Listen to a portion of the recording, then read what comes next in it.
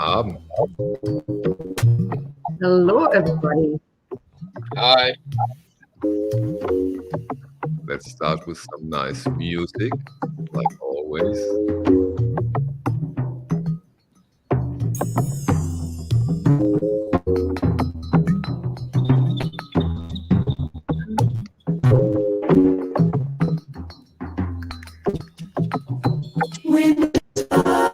And stormy tonight, we can feel its magical light as the sea comes speaking to me.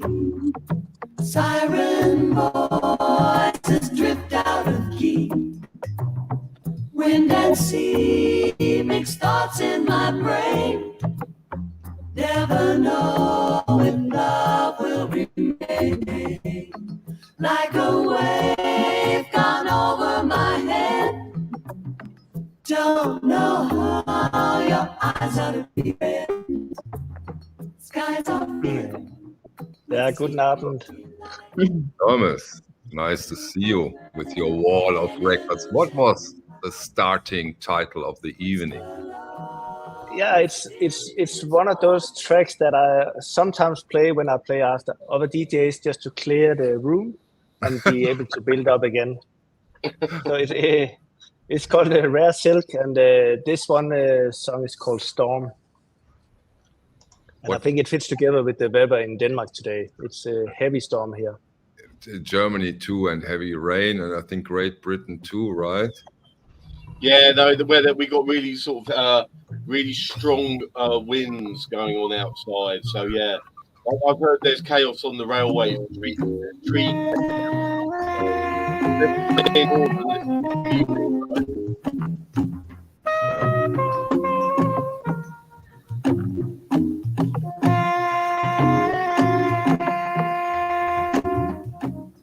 Dave, are you familiar with this record?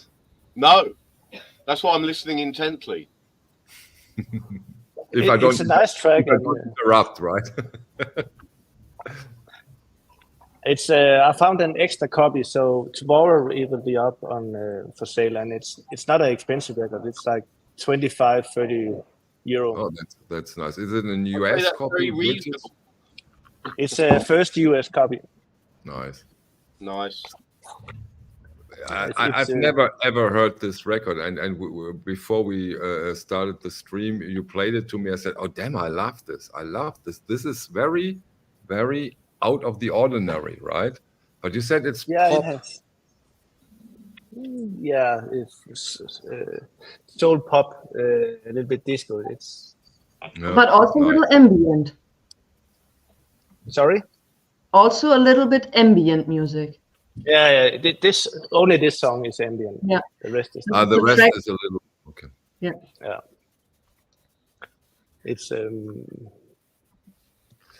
So, like always, Thomas will play some amazing music to us. We have prepared quite some, and he will get also a little bit into South African and Brazilian music. Of course, we will listen to a Christmas song.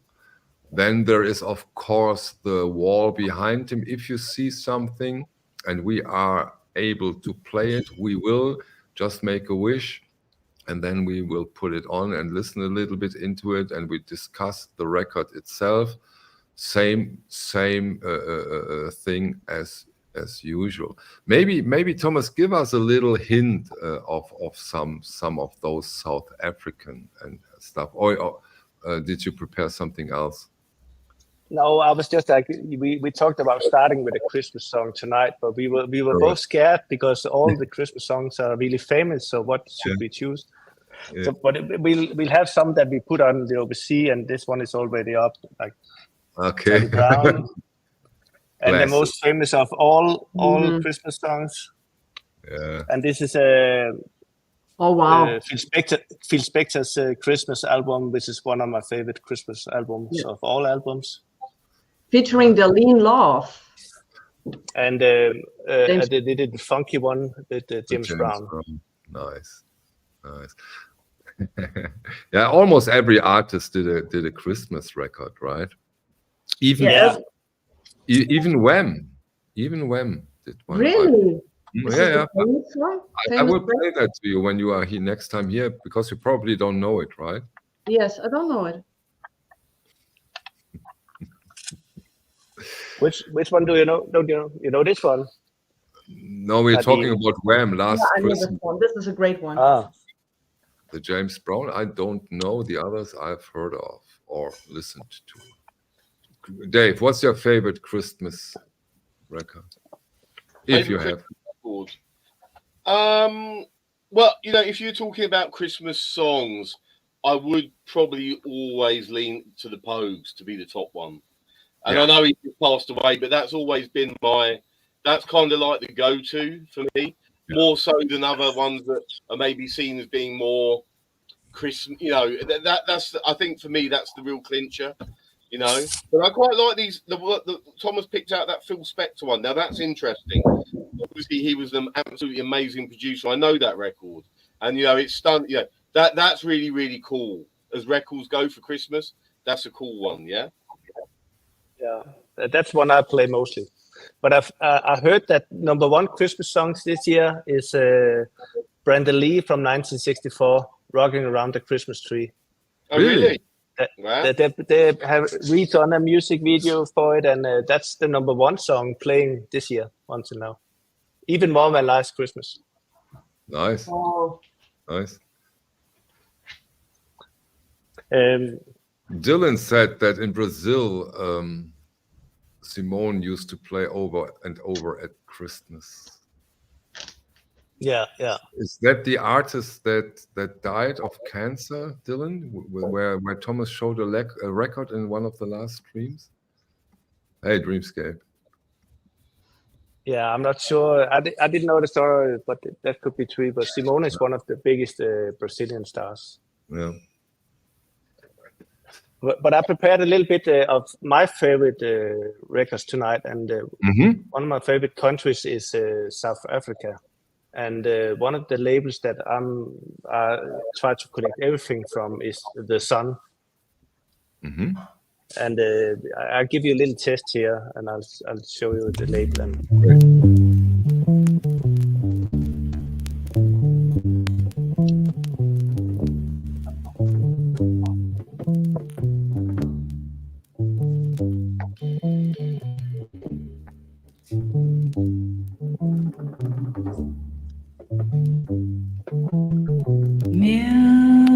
Music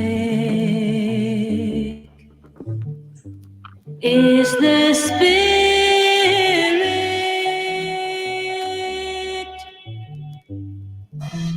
within you.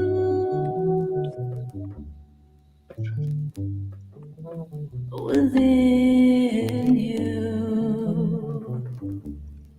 deep within you.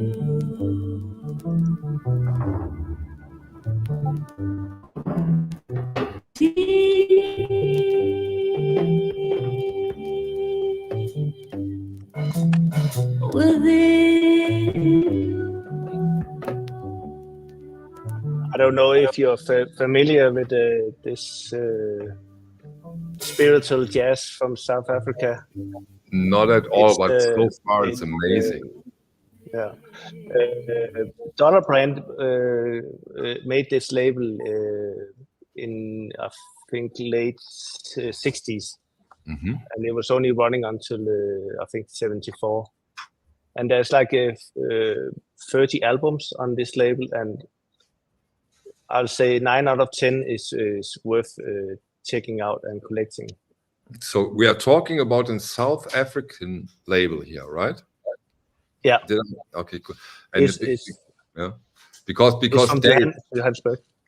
Dave loves a cool label, and Dave, come on, this is a cool label, huh? With the red sun. I mean, I've got a little bit of awareness of South African, like artists like Chris McGregor, you know, from Brotherhood of Breath, and there's some really rare, really super rare South African jazz records.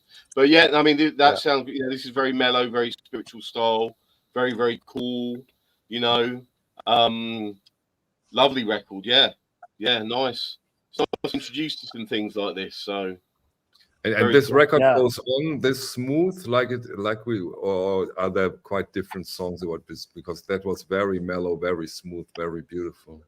It was, yeah, but it could be some of this nearly reggae, and some has like dance rhythm, some is even disco funky stuff. I think I played a little bit from this one.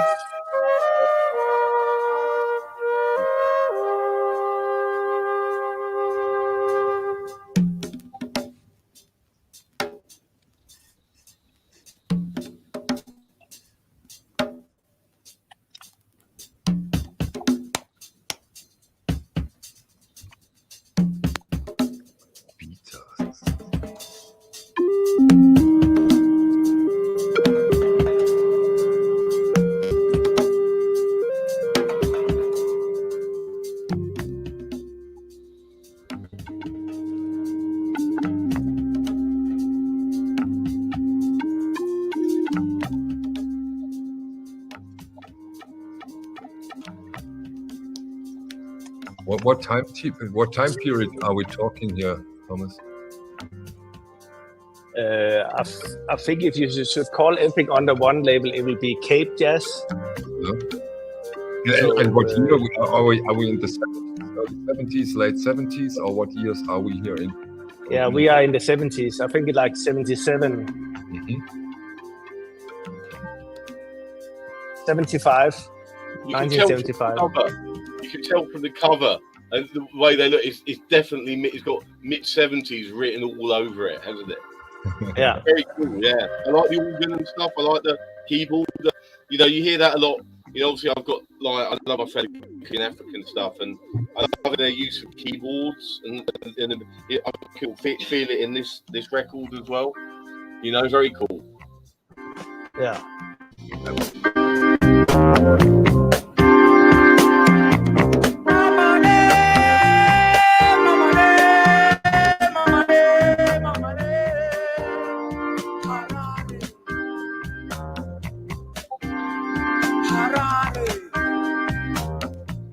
I think it's like most of the tracks are like 15, 16 minutes long. So it's like building up for 5 minutes, and then it get into a jazzy feeling, and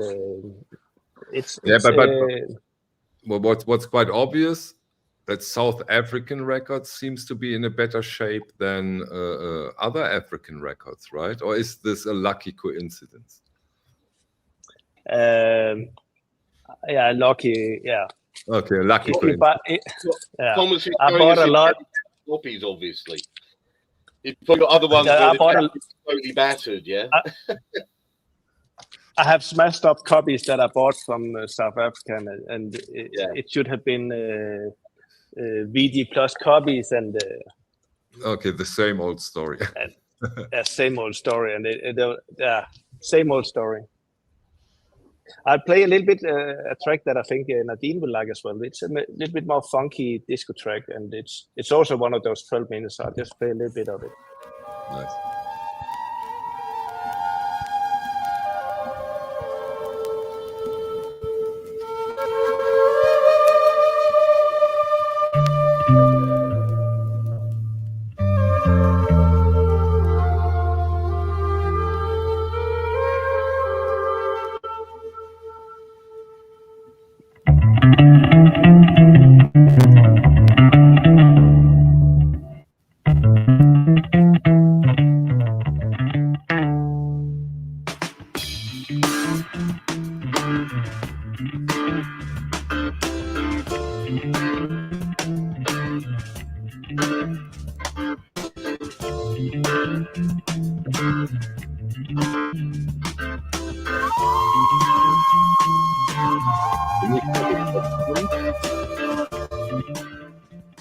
Sorry?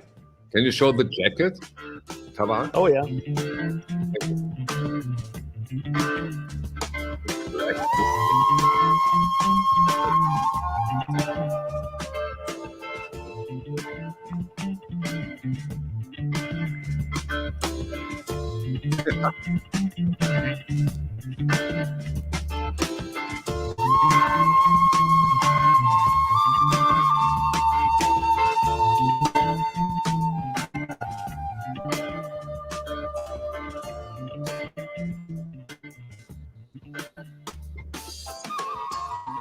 Yeah, I think this is the most rare of the records from the Sun.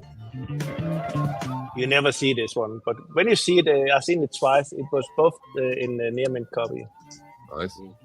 You got them here in Europe, or did you travel to South Africa to get them? Oh, I bought it from a guy in Holland. This one. Okay. So quite around the corner. Yeah. I tried to buy it from a guy for a year and a half, and suddenly he was like, "Okay, you get it." So no spare copy of this one in this case. No, I have a later issue of it, but okay. it's also around €1,000. This one. Mm-hmm. I was afraid that it is. No. Yeah, it's not easy to find. Thomas, I can show some of the reissued. These have been reissued, have they? They have been reissued, yeah.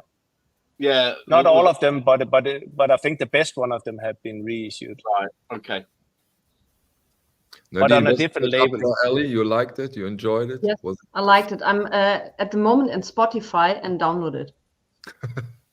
Yeah. So 76. It's an art, and this is one of the really good one as well on the Sun. Black Teardrops.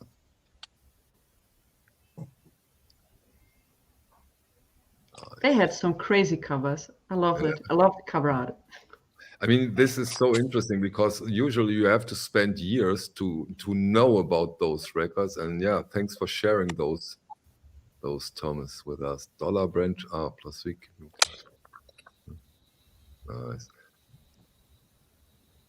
So did your enjoyment of African records, Dave, went down to South Africa too, or did you stop at Central Africa?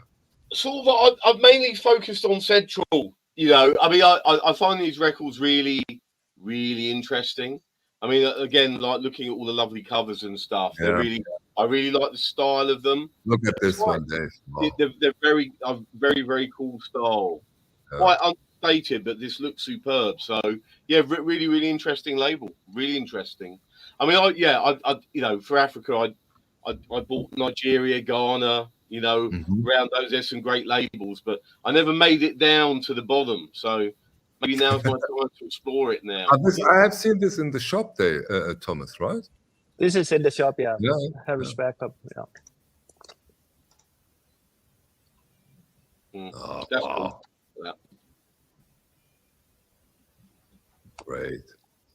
South African records. Who would have thought that I can show that many South African records on my channel? Cool. Unbelievable. Yeah, Wow. So what would you say, Thomas? What is there something that is very specific about this label, about this South African records? Is there something you can put a finger on where you say, oh, this is very typical? Are they very spiritual, or what is it that makes them? They are very spiritual, yeah. And I think Dollar Brand is like the main figure for the whole label. Mm-hmm. And I think he did like half of the albums he was either his album or he was working on them. Yes, I think what Thomas just showed was all produced by Dollar. Is that correct? I'm not sure if he produced everything, but he might have a finger with everything. He started the label. Mm. And I think all the albums are interesting to listen to. It's from jazz to a little bit more like this one. More crazy. Here we go. That was great. I love it.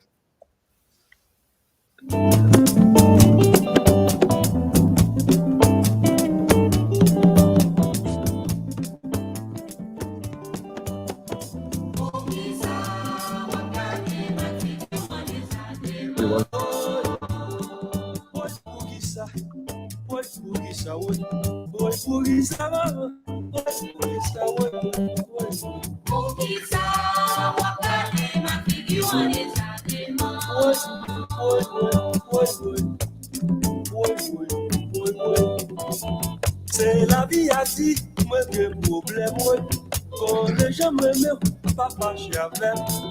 C'est la vie à petit, moi j'ai problème, oui, oui. Bon, les gens m'aiment, pas fâché avec.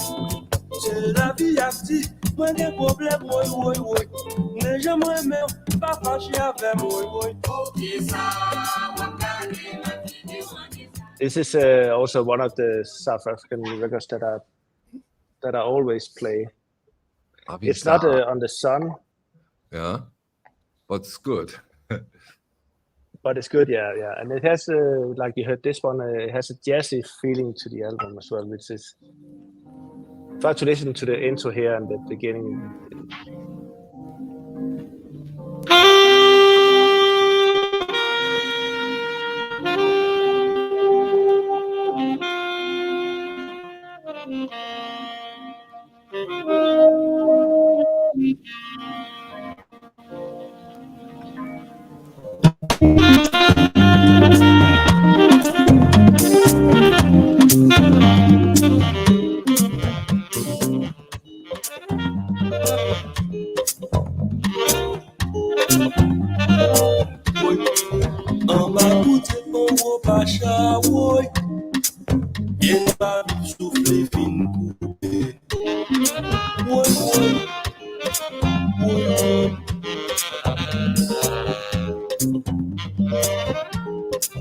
Soleil levé, soleil couché, le travail dit Isabelle Marie.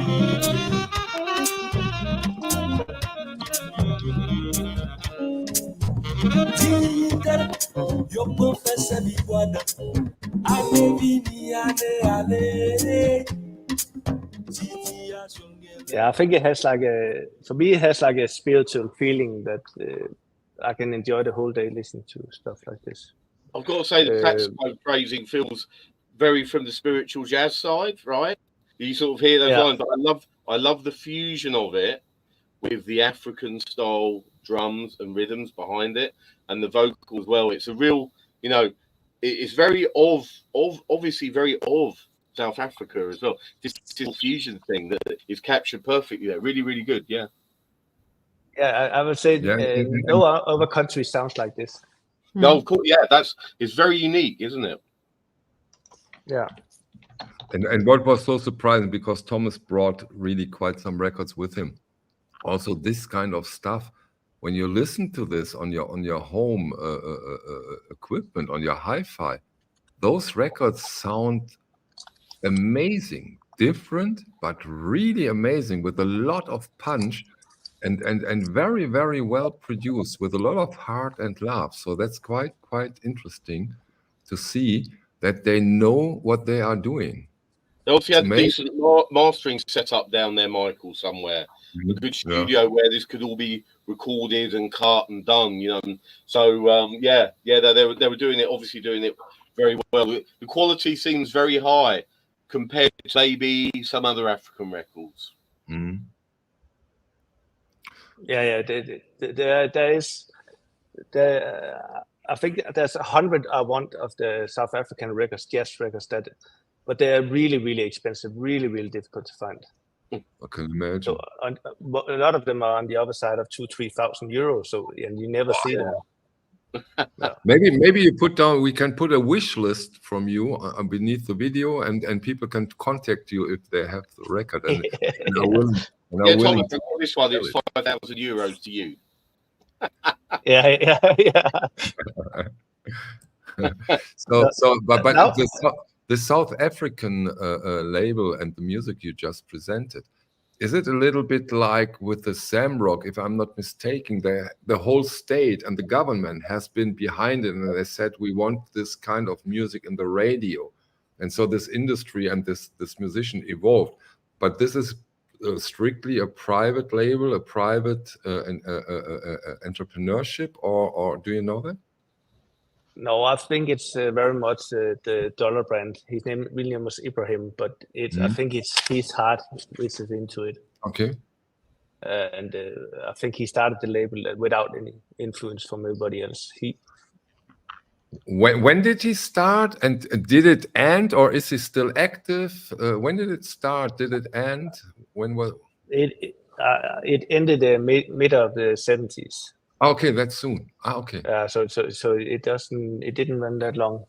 I can't remember totally the years, but I think it was like 6-7 years that everything was put out. Yeah, Daniel, I agree. This music has signature of stories through music, political and more acceptable by the public. Yeah, I agree. Yeah. It does, yeah. I don't know what you call it in English, but the Quran. He's on this album. He's singing the Quran. That's what also Santi stated. He said that it's a combination of apartheid and newfound Afro-American Islam conversion culture. So the Islam seems to play a very, very big role when it comes to this label and to the music. This album was one of Nelson Mandela's favorite albums. The Adele. So they played it to his funeral. They played this one. Okay. No. Not the Adele. Okay. I didn't. What was the name? What was the whose favorite was it? Nelson Mandela. Nelson Mandela. I understood Adele. Okay. Nelson Mandela. Yeah. Okay. Sorry.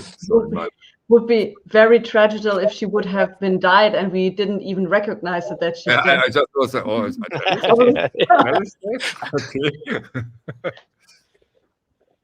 Now I play a song that I think we need Nadine to help with. It's not from South Africa, but from America. But I think you'll be the one to say what this is.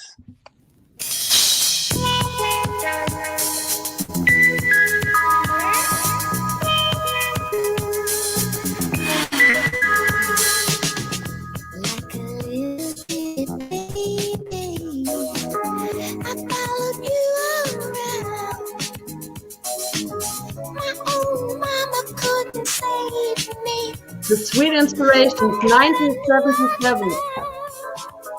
This was released in 1977, and I think the second track or the third track is Burning Love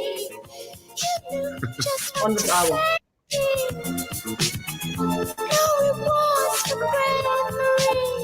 And again, Nadine, we have 3 women on the jacket, like always. 3 women. There were actually 4 when they started, but Houston decided to quit in 1970. Now your baby is a lady. Nadine, you have that record? Hold on. Probably a signed copy, Dave. I think now we will see the signed copy.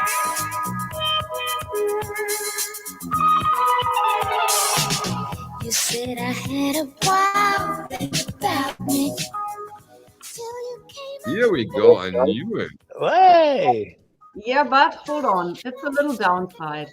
This is this was an RSD release from 2020.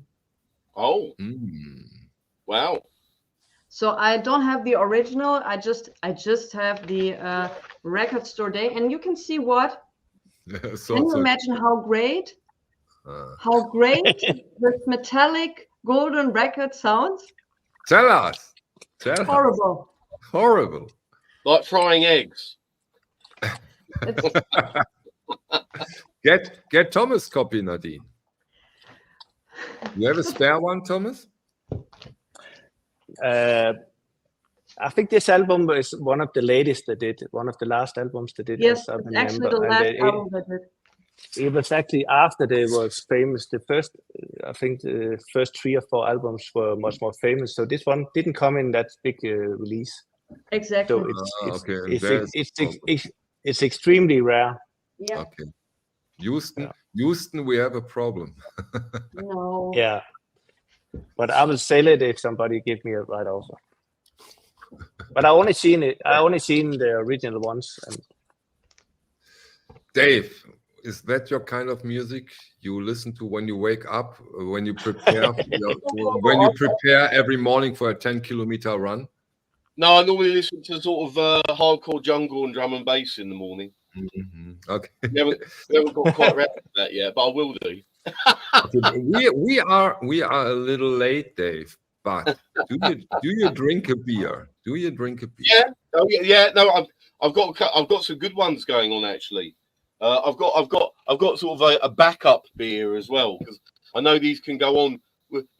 These streams are a good long one, so I thought I'd better have 2 cans. So I've got this one here.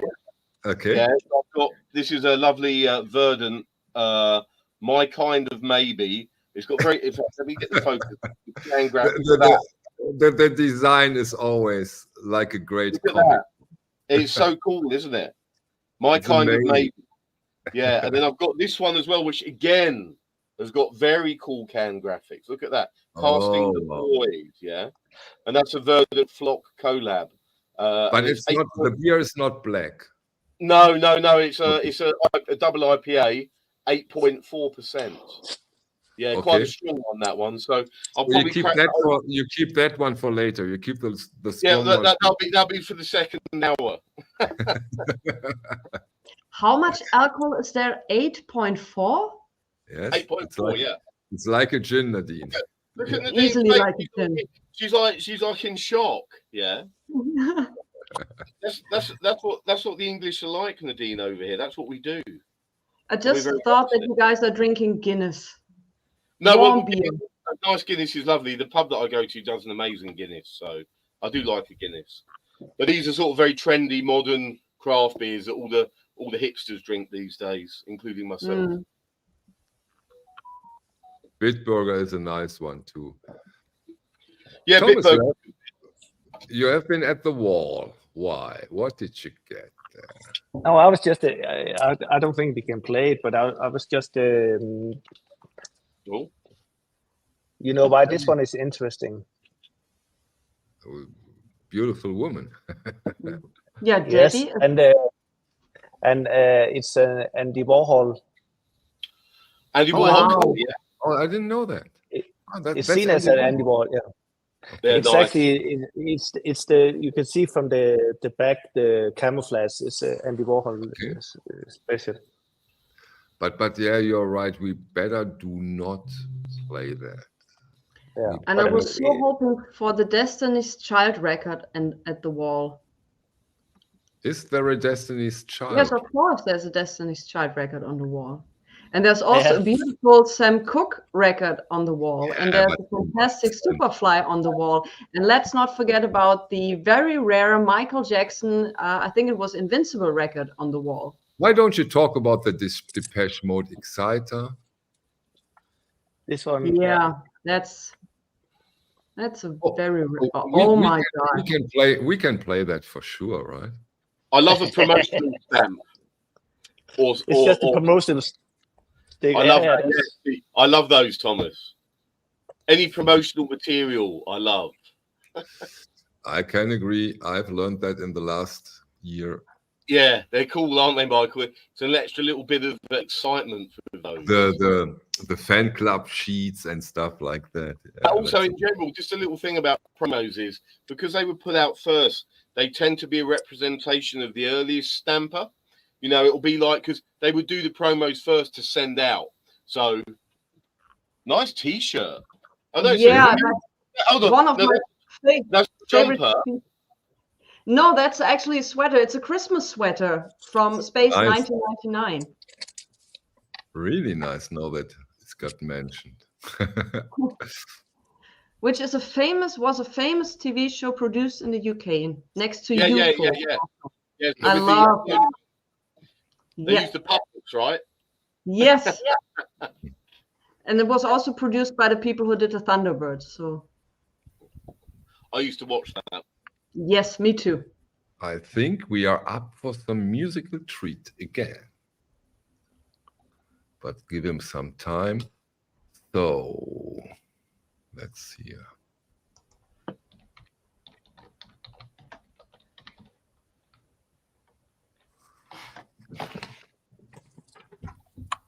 I found this one on the wall. It's not an expensive record. What is it? I cannot see it very good. Can you tell us? It's the Isley Brothers. Ah, and it's a 25-year record, but it has a track on that. Oh, that one. You just listen to a few seconds here. Of course.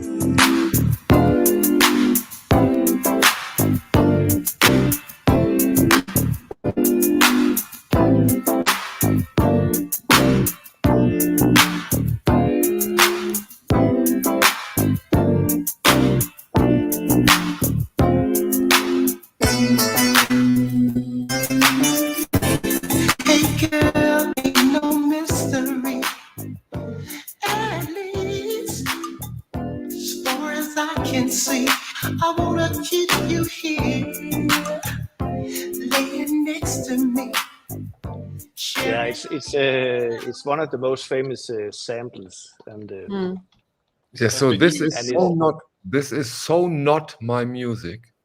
This is so, I don't know why. Also, when this was quite popular, also this no, it never has been, and maybe never will be. But Jazz Bum Chris, for example, loves the Isley Brothers. So see. Because Chris has also great taste in music. Of course he has. Yes. I never doubted that, but you cannot like it all and you have to have different opinions. But this is right up your alley, Nadine, right? Yes, and please keep your last sentence in mind. Next time you tell me I need to expand everything because I'm so stuck with soul and disco. Please keep that last sentence in mind. I'll remind you. You can do that, and I always try. I really try hard. There has been quite some soul records now presented by Thomas that I really, really enjoyed. But that was, for me, that was a stereotype. And this record combines everything I do not like that much when it comes to funk soul. This sweetness, the softness. But it's probably an unbelievable good sounding record. On that side, they are unbelievable cool albums when it comes to the sound, to the puns, and the production quality. They are amazing. Maybe, Thomas, to spice the funk a little up, maybe you can show us the Superfly soundtrack on your wall. Nadine, you keep him walking, huh? Sure.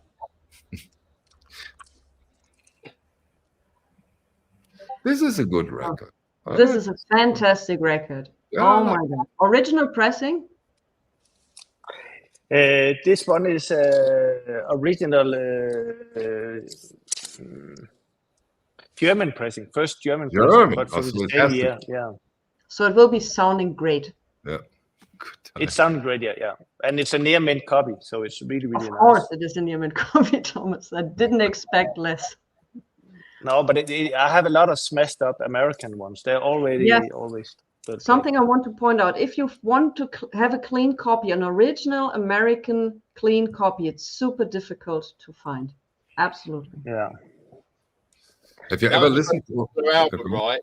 That was a big album, and yes, they produced quite a lot, but it's also the sort of album that would have been played loads. So as a result, and in general, I find as well with American records, they in general slightly, they are more difficult to find in really nice condition.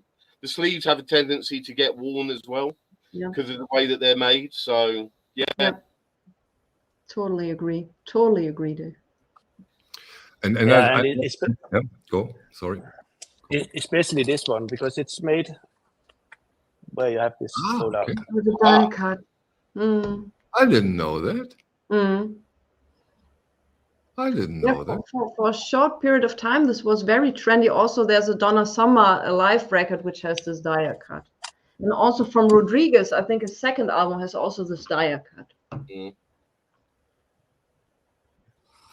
Okay, maybe. I'm a little bit. I play another soul song just to hear if you like that better than the sweet. Okay, thing. yeah, let's I really love this one as well. Just to hear.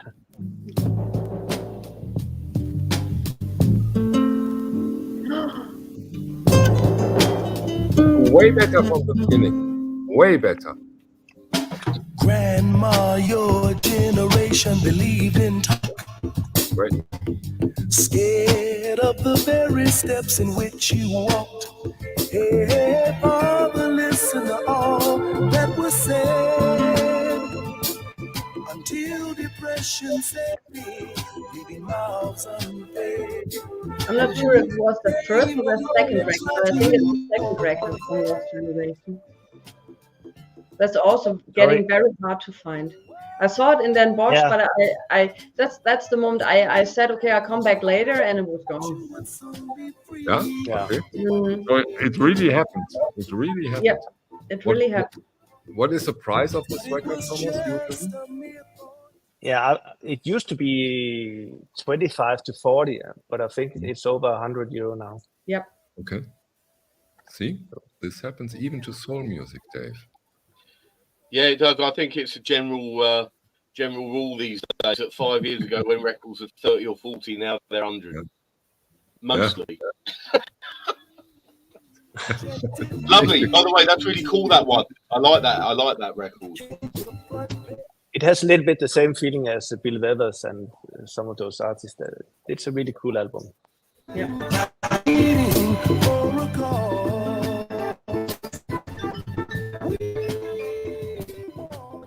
Dimitris, I would not be surprised if the Awakening album On the Wall is an original. That wouldn't surprise me. Where do you see it, Dimitris? Which row?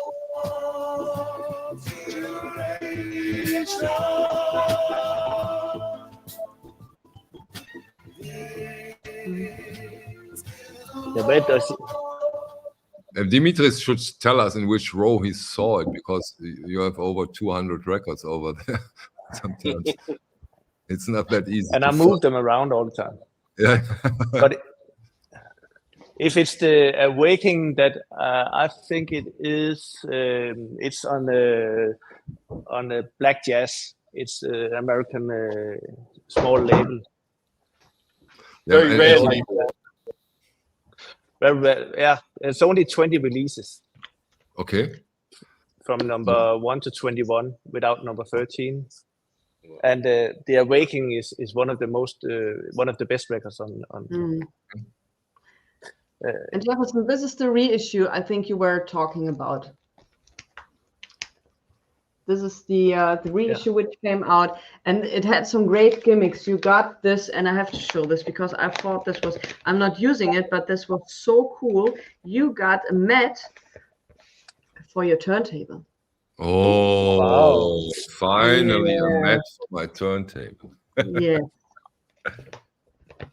Okay, it's on the second row, probably on the second row above. From the top or bottom? Probably from the top. Let's try the top, otherwise. Where is the Awakening? Is it this one?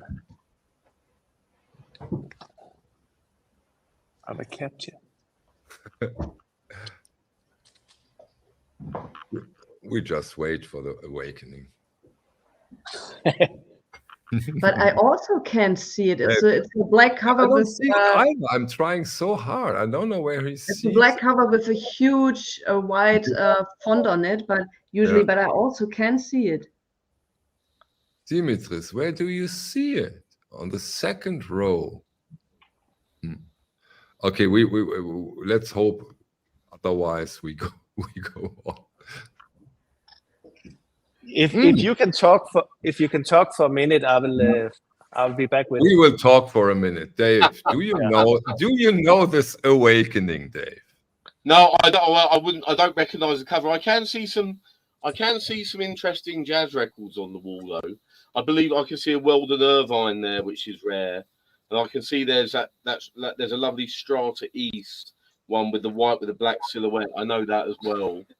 Okay. I don't know. The thing is that Black Jazz label is very along. It's along that spiritual jazz lines, like your Strata East, Nimbus West. It sort of groups in with that like Tribe from Detroit. So and those records, I'll tell you something. They sell. They're very expensive now. Very hard to find. Expensive when they turn up on them in trying to get them. So it's a problem with those labels now, and the same goes for Tribe and stuff. Yeah. And two of these black jazz records were done with disco queen Jean Carn, because her husband was a famous jazz player, and he was also featured on this record. There was a bit of a crossover. I'm aware that some, quite a lot of the jazz musicians would cross over and play on certain soul records. Yeah, I've seen that.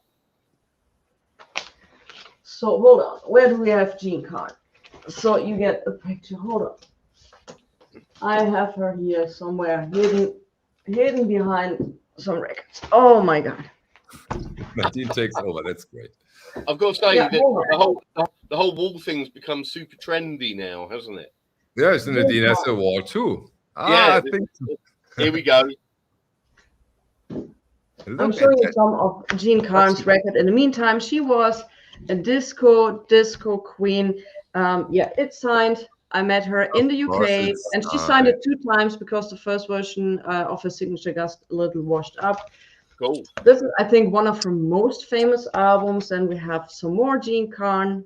But why do we talk about her now? What did I miss? Because she's featured on the Black Jazz label together with... Okay. No, but Thomas is back.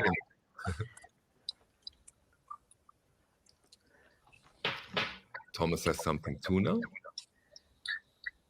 This is the first release on Black Jazz.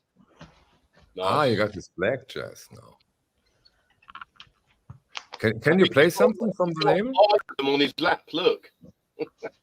Wow. Walter Bishop Jr., nice.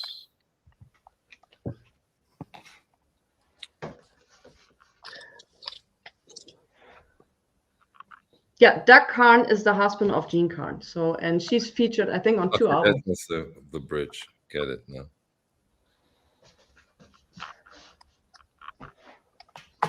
So you always have almost the complete label, right, Thomas? Nah, it's when I like a label, I try to figure out what is it with this label, and I think like labels that has like a really high quality and only few releases it's fun to collect. And they used to be like 25-30 euro when I bought them 5-6 years ago. Yeah, Michael, they were like Pablo records, so around in that same league before they exploded. How many total release on the Black Jazz label, roughly, Thomas? That's 20. 20, okay. Right.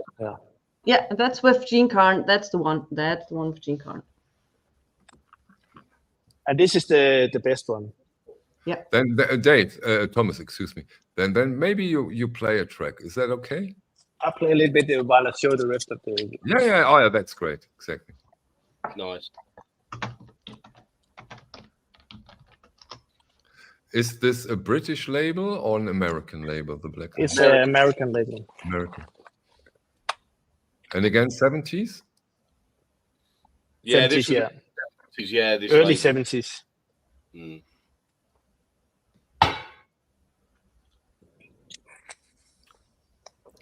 So then let's listen to this. So when there have been 30 euros, around 30 euros, how much are they nowadays? Way more, or still in the... Way more. Way more, okay. The Awakening that he asked for is around 400 euro now. Okay, wow.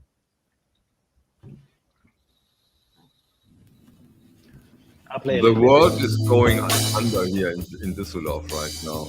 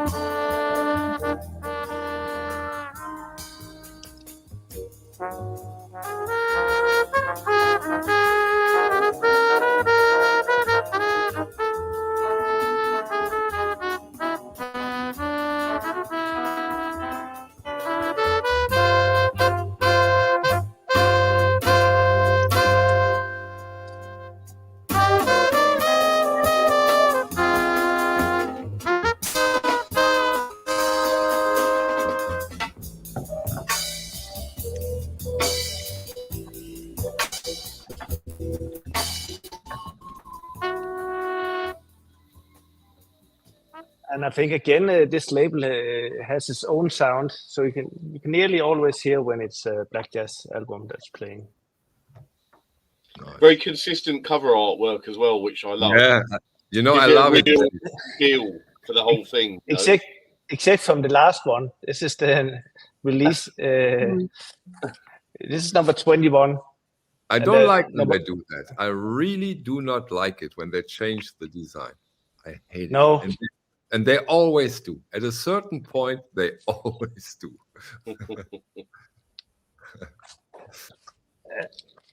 But I still can't see it on the wall, so I'm not sure if it's... I can see it now where it is. So see where the UF orb is? See the UF orb with the blue cover, third from the top? Yeah. That. The blue one on the third row. Now go above it. See, that's the Awakening up there with the butterfly on. No, that one, yeah. That's another good jazz record. But that has nothing to do with the black jazz. But then we got a little bit the story. There you go, Demetrius. You got your answer there. Sorry. Yeah. There's a really good album on Impulse Source called The Awakening, which is one of my favorite Impulse records. So, Nadine, what's your take on this kind of jazz music? You like this kind of stuff too, right? If I'm not mistaken. Yes, exactly. Especially the ones with Gene Carn. So they're great to listen to. Mm-hmm. So it's a laid back kind of jazz. Mm-hmm. And something you can easily listen to. Yeah, but it also goes a little bit on the improvisational side, and I like that when they go a little bit out there and then they come right back and go on and then go back a little bit more out there and still keeps you awake and forces you to listen so that you don't miss too much. And this is exactly the kind of jazz I do like so much. Yeah, but you have to consider that I'm a little bit scared of free jazz since I've listened to your Brötzmann records, you know. And Nadine, I totally agree. I get it. And everybody who was there, except of Thomas, hates me for putting this one on the turntable. But the machine gun, the Brötzmann machine gun, is one of the most consequent free jazz albums of at least of the 70s. And of course, it doesn't get much farther out there. I think even Dave would have left the room. No, he wouldn't. Dave would have laughed it. No, we were all kind and listening through it, while you were so impressed by everything and listened to this detail. And we were very kind, and we sat there and listened. We didn't leave the room. We liked it, Thomas, right? We enjoyed it. I think it's always you hear something new every time you hear the albums, and it's interesting in that way that you feel more and more into it the more you hear it. I really like it. That's the point, exactly. Last time I promised a little bit to show some of the Parma records. Yes. Shall we? I'll play a little bit, and I think after a few seconds, Dave can talk more about this one because it's not really a reggae album. It's more soul.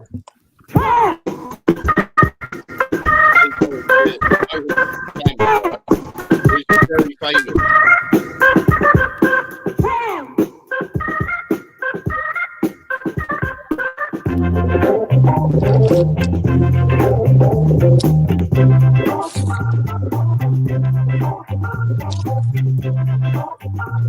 Here we go now.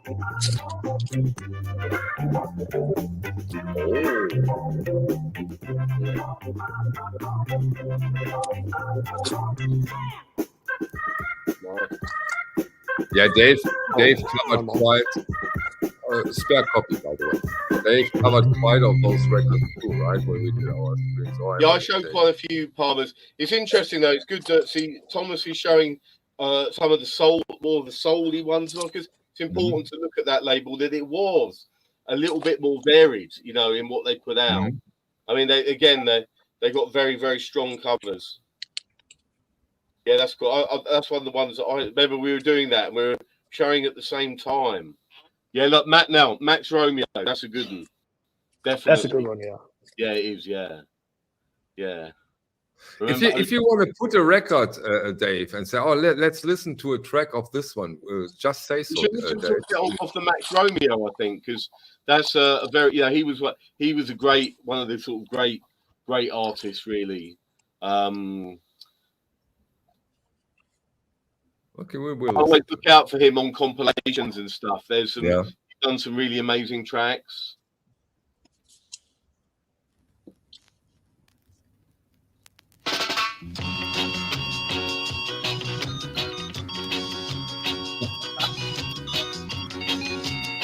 Yeah. Nice. This is great. Okay, quite some copies of it. Yeah, they have lot of undressed women. Oh, 3 men. And losing the famous one. And the red cover version, nice. Yeah, I've got that. That's a great album.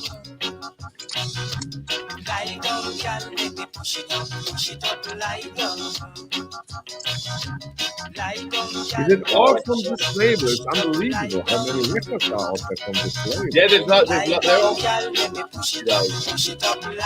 Yeah. You in your small corner, I stand in mine. Throw all the punch you want to, I can take them all. That one's quite rare as well. That one's quite rare. Yeah, that's one of the good ones. Yeah. You know, I've got an interesting story about these. If you look at the covers, you know, it's the one where they've got the women on the front, right?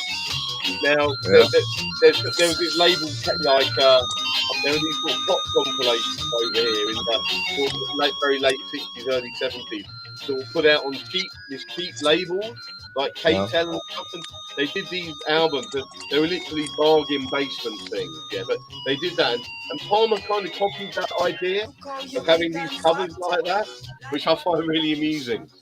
I think it's really funny. Oh yeah, that's cool. I've got that here. That one, that's lovely. Boss Reggae, very nice. Very nice. That's a cool one. Thomas has got about 1 million copies of the channel as well. Never ending. And he's just warmed up, Dave. He's just look, he's like this. Oh, I remember that one, Dave. Yeah, the cool cover. I like the cover on that one. That's a good grounding, that one. It gives you a good broad range of the stuff that Palmer was licensing and putting out. There we go. Here we remember this one as well. Yeah, but we're getting to the more serious compilations now. They're not cheap, those. Very nice. Yeah, that's cool. I've not seen that one actually. Wow. Soul Sauce. Yeah. Oh, this is one of the good ones. Oh yeah, Eastwood. Yeah, that's brilliant. Very, very cool. And it's got the kids smoking a cigarette on the back of it as well. Only 1 hour. Yeah. Look at that. You see? And he's got his horse there. He's a cool kid. You couldn't do that today. You could not do that today. You put that cover out now, you'd be in jail. You could not do that. Yeah, Moon Hop. Yeah, that's cool. I love the cover on that. Yeah, that's kind of a classic one. That one. That's one that's some of these. What a prolific label! Oh my God. Yeah, Hey Boy, Hey Girl, nice. Yeah, you got serious Palmers about the place, Thomas, haven't you? Yeah, I think it's one of those labels that you find in the UK. Yeah, they do. It does turn up over here, but again, they're not. You know, you don't see them every day. They're the sort of things you keep your eyes open, and you know, as the weeks go by, one turns up, then another one turns up, and you know, it's like with all records. You have to be super patient, but they do appear. And other Yeah, and I think- specialists, Dave, in Great Britain, dealers who are specialized on those kind of Oh yeah, reggae? very much so. Yeah, there's dealers that specialize in reggae, but also like the soul thing, but also like the sort of, I guess you would call it exotica. You know, where you sort of include the funk, and that Mohawks track was a real crossover track. So a lot of DJs played it, and DJs that are also into jazz, funk, and breaks and all that sort of thing. So where they're looking for drum breaks, that's what I spotted with Thomas on the last stream, where he was really into that sort of thing. And you know, so there were tracks that crossed over like that one, which you know brought in a bigger range, and it also includes the library records as well, because you would get these sort of funky jazz breaks on library records, again produced by the same people. So it's you know, it's a whole world, Michael. But there are specialists in it. Yeah. Yeah. Now that you say specialists, and then a little later, or wasn't it that much later? The specials and and Madness, they just docked. Yeah. So that was to do. There was a whole ska revival that went on here in the UK, very late 70s, and it came out of Leicester, and it was like sort of refinding artists like Prince, Buster, and stuff, and all that early ska, and then taking it, and then all these bands came out of it doing this in the very late 70s. So like the Selector and Bad Manners and Madness, and I mean, you know, and you know, great bands. And I remember I mentioned it before, but I'd really strongly recommend going on to Amazon and watching the documentary called Dance Craze, because it's got all this footage of all these bands, and you sort of see all the, you know, it touched on the punk world, and so you see these gigs going on, in about sort of 70, 79, 80, 81, and you've got all these punks like bouncing around all this ska music, and it's brilliant footage. So I highly recommend watching that. It's on Amazon. So the punks also got into this kind of stuff, or have they always been into this well, kind of... you look at bands that had, you know, think of bands like the Clash, that had a real heavy influence from the reggae, and from you know, you just got to listen to, you know, Guns of Brixton on London Calling. I mean, listen to the bass line on it, and then listen to the music, and you can see again this merging of styles, and they were massively influenced by that, and it ran right through the 70s, you know. So I mean, but it's down to labels like Palmer and Palmer. They had Jetstar, which were the biggest importers of reggae into the UK, and they were importing all this stuff over from Jamaica and getting it over here, and that created a huge influence on the artists over here. You see, so a lot goes down to those labels for helping these, you know, bands like the Clash. You see, yeah, exactly, the Clash. Let's not forget about the Clash. Absolutely. Absolutely. If they weren't one of the first, right? Even before the Specials and they were before, the bands like the Specials. They came a little bit later, but again, they were going back to these blue beat records and stuff, and hearing it, and then wanting to do it themselves, you know. So that whole two-tone scene was a very special, very, you know, it happened in a very short space of time, but it was very, very creative, you know. So yeah, I love it. So and now, how does, question of the evening, how does Simply Red fit into this? That's 80s pop, Michael. I mean, maybe that's more your area. But some consider them as reggae too. You do not, right? Simply Red.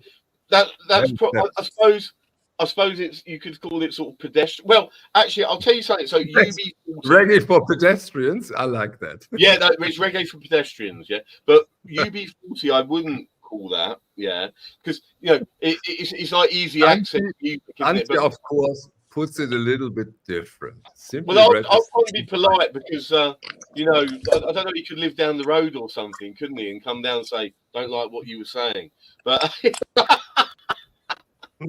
But I'm going to say I'm going to defend him a little bit, because again, he was very I can't remember his name, you know, but they were very influenced. Nick very influenced by soul and rare groove and all that sort of thing. So you know, it was of the 80s. We have a lot of Simply Red friends.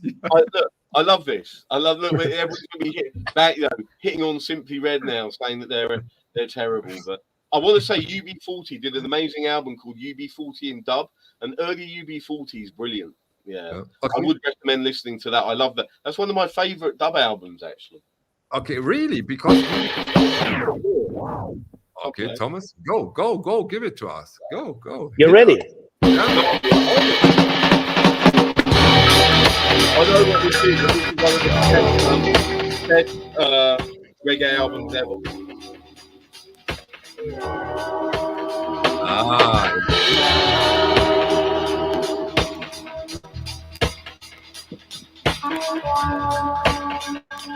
You are very fond of it.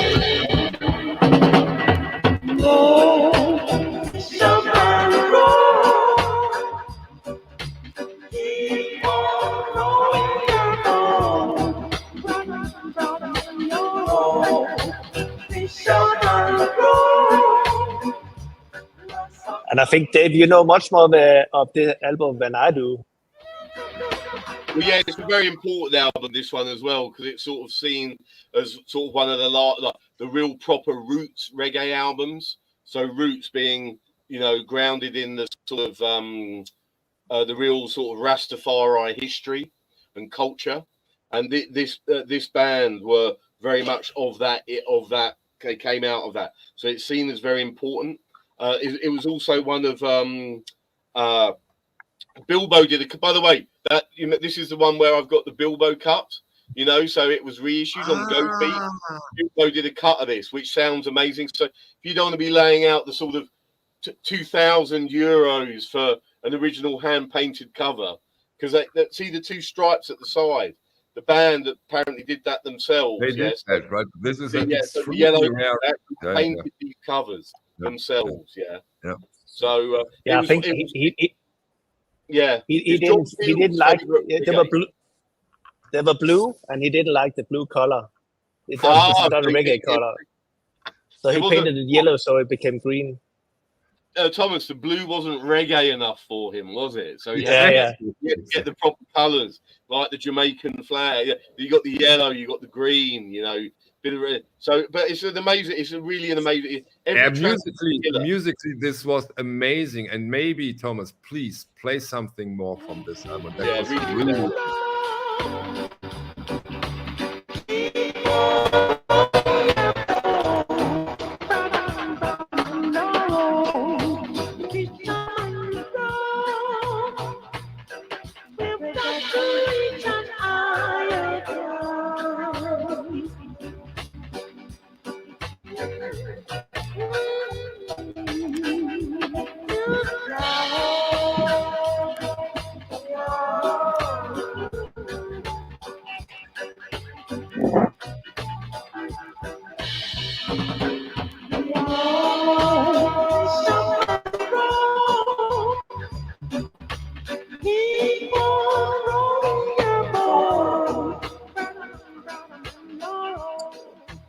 Yeah, I think they only did a few albums. I think the second one they did, there's a special dub version of that one, which is amazing as well. But the whole album here is good, and I think this is the most famous track. Yeah, this is but every track's kind of it's just a really great album. You can listen to the whole thing, and it's super. I was just going to show quick, just going back to UB40. I wanted to show this, and it's easy to get. This is brilliant. So it's Present Arms in dub, and this is the dub version of the Present Arms album. And I highly recommend it. Yeah, really, really cool, and it's easy to get. So yeah, there's my little big up to UB40 there. You see. There we go. Is this a spare copy, Dave? Yeah, I've got a couple of those actually. Yeah, maybe I'll put one up. I'm not surprised. I'm not surprised. Yeah, I will. In the reggae, I think there's some really album covers that I love, and one of them is this one. This is one of my favorite cover artworks. Oh, look at that! That's so cool. You know? Yeah, that's very, very cool. Look at the jacket, Dave. Come on, is this cool or is this cool? It's a brilliant cover. Yeah. Look at that. The Mighty Upsetter. Yeah. Kung Fu. We should have a little listen to a bit of this. Yeah, please. Sure. It's more dub album.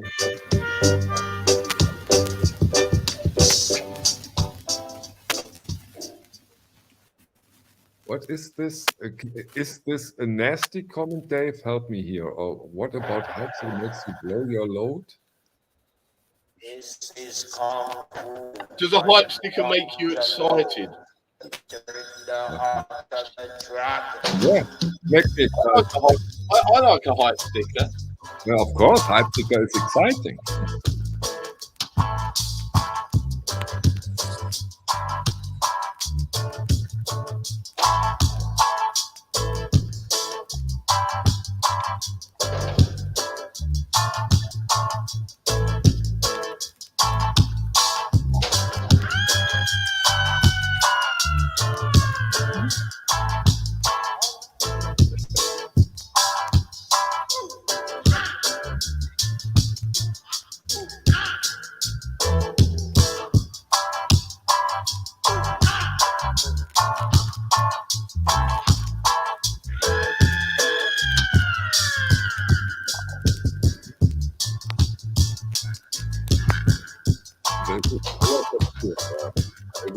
I love it.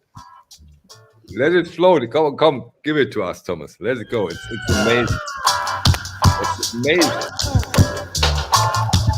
You know this record, Dave?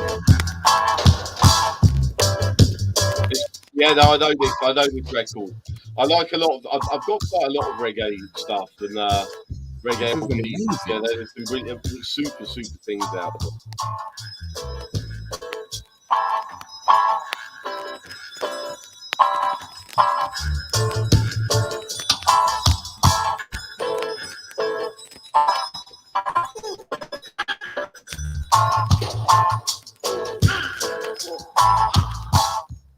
Yeah, this is to be played loud and yeah, I can imagine. Yeah. When you hear the bass as well.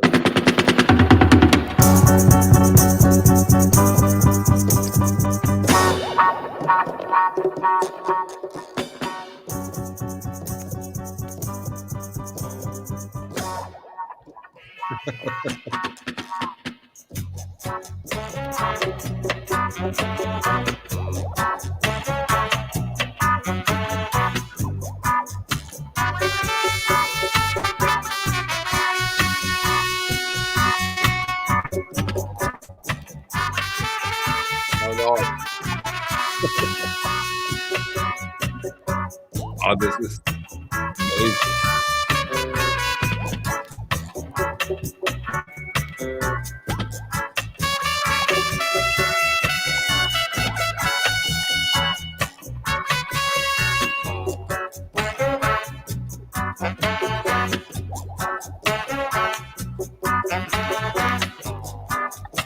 Can you talk about tell us a bit about this record, Dave? You know this?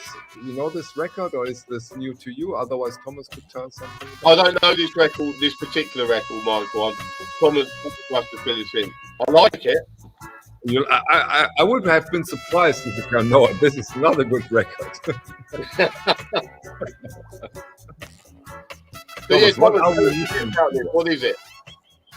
Fill us in a bit more on it. It's an intro because I remember you showed this before. This sort of briefly, I was like, "Yeah, look, this looks amazing." So, what are they doing?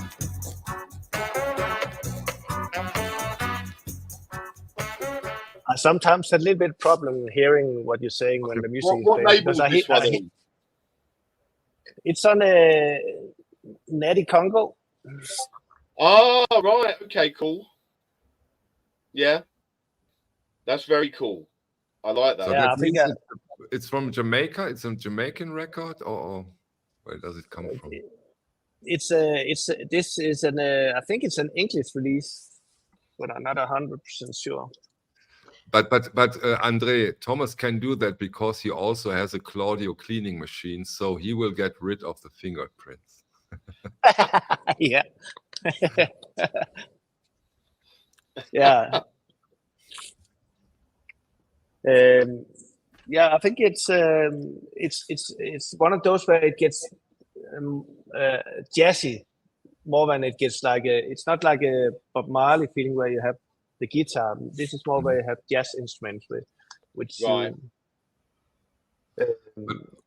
But we are talking about what kind of pressing are we talking here? Is it a Jamaican release? Is it in British and US? It's a UK release. Ah, okay. I'm going to hunt one of those down, I think. Yeah, I can imagine. Now Dave is on the hunt for the Sons of Jah. Reggae hit. I've got my little piece of paper in front of me. I've been writing things down. It's a really, really nice album. And I think it was under the radar, but I think people found it and it's getting expensive now, like everything else. There's a few albums. Yeah, I mean, there's a few albums like that, aren't there, that they get. I think, you know, again, we're looking at things like the black jazz. I think with more awareness online, with Discogs, with people talking, chatting about great records and the records they like, it kind of identifies the labels and the records that are great, and then suddenly you've got a much bigger crowd of people going in to try and get them, which pushes the price up, you see. So it is. Yeah, I mean, that's a very, very important point, because before we started the stream, I talked about this with Thomas. Right. Of course, it puts up the price. Yeah. But on the other hand, market dynamics. So yeah. Exactly. But even a guy like you, who is into this kind of music for decades now, for decades, and deep, really deep, haven't heard of this record. Well, that's why you do this. So you see things that you don't know, and you go, wow, you know, exactly. And this is, in my opinion, so helpful to broaden the horizon, to hear about records you just don't hear about. I mean, Led Zeppelin, Black Sabbath, Bob Dylan, Beatles, yeah. How many times?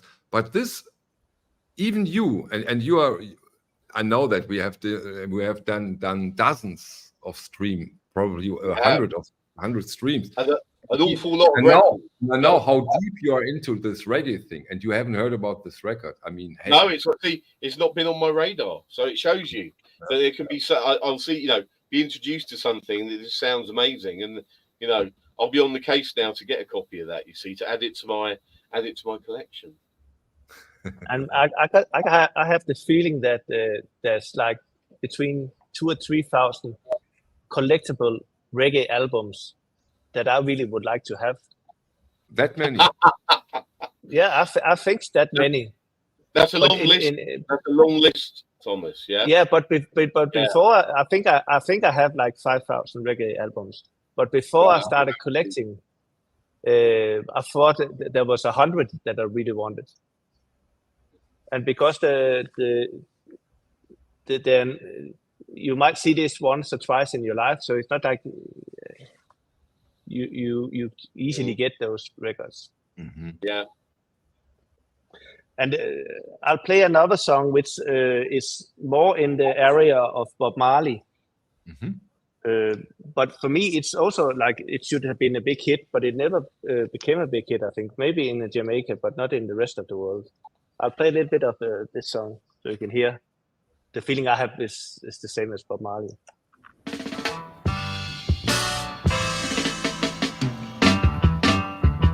I'm getting weary.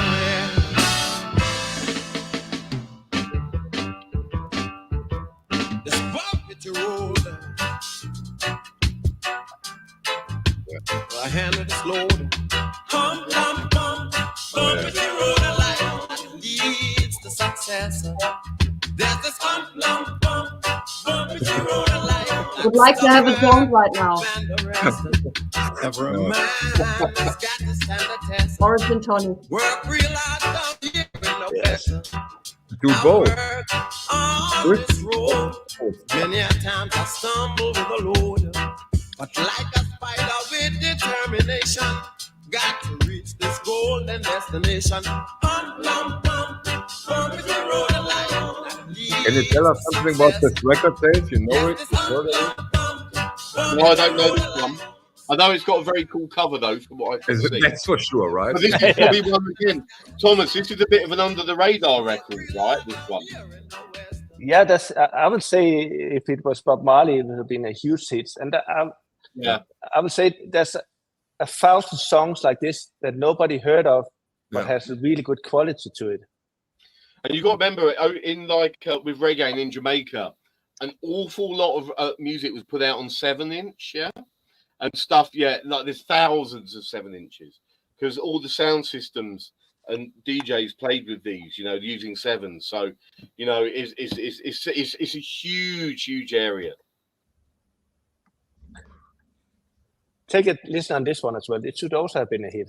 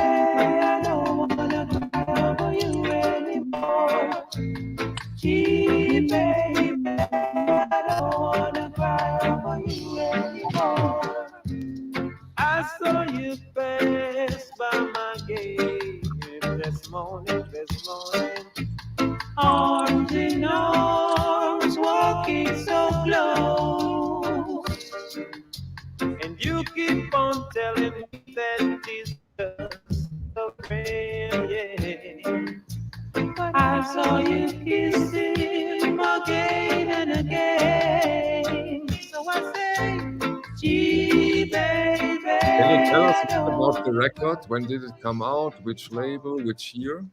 It's the label is Sunshot. I'll show you here. Nice. Jamaican pressing. It's distributed from London, but I think it's a Jamaican pressing. It is because I was looking at the label. You see the paper on the label. It's, it looks a bit Jamaican because now we know to look at the edges, don't we? And we can see that it's a bit rough cut. But like, it's interesting you say distributed in London, because I was going to say it's almost sounds a bit, you know, I know this sounds mental, but sounds a bit like it was cut in London. It's got that sort of sound. It sounds better than the Jamaican. Everybody knows you for quite some time, right? Knows that you can distribute this. This one I won't play, but I can show you this. You can see this is a Jamaican label. Yeah, see, that's a proper. Look at that. Upsetter. Hey, Thomas, that's rare. Black Bull Jungle. That's proper rare. That's mega rare. But the condition here is beyond poor. Really? Beyond. But I've never seen it.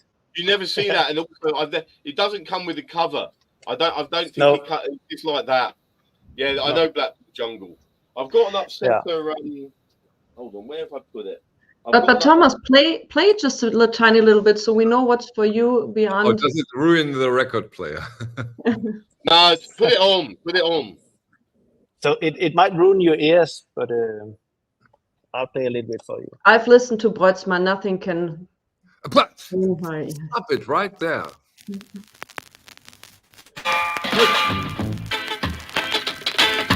This is a easy class. I'm all right with it. The book called Easy Class.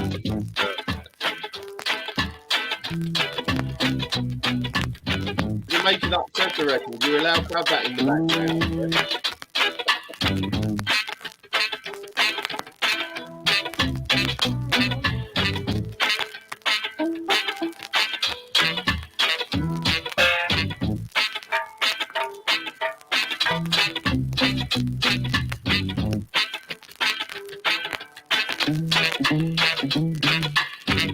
So Dave, why is this so rare? Does it have this legacy, or what's the story behind this, that this is such a rare, special? Well, it's a Jamaican upsetter. This is like kind of got a big reputation, this record, and I'd imagine that there weren't that many made of them, of this first version. Yeah, and you'll see that if you, I've said this before about Jamaica. There's loads of different pressings, but that You know, these early ones like that, it didn't have a sleeve or anything. It was probably put out just to be played on systems in Jamaica. And now, I mean, I've seen this record at a fair for like over 2,000. Right? It's ludicrously wanted, and yeah, impossible to find. I've only ever seen it once out in the field. So the red letters, the number 1C, is that on the label or did somebody write that on that would have been, that's probably someone's initial, JL. Okay. It looks like a JL. Okay. And that would also make me think this would have been a DJ copy, because lots of DJs would initial their records. If they're playing out a system, they know if someone's trying to nick their record, you know, they know their own records, you see. So a lot of people did that. Come, hit us with another tune. I love to hear that record. I mean, we won't hear that so often again. It's not something that you get to hear, really. Exactly. So give us something, because that is something. Calling the meek and the humble. Welcome to Blackboard Jungle. So don't you fumble. Just be humble. I know this tune.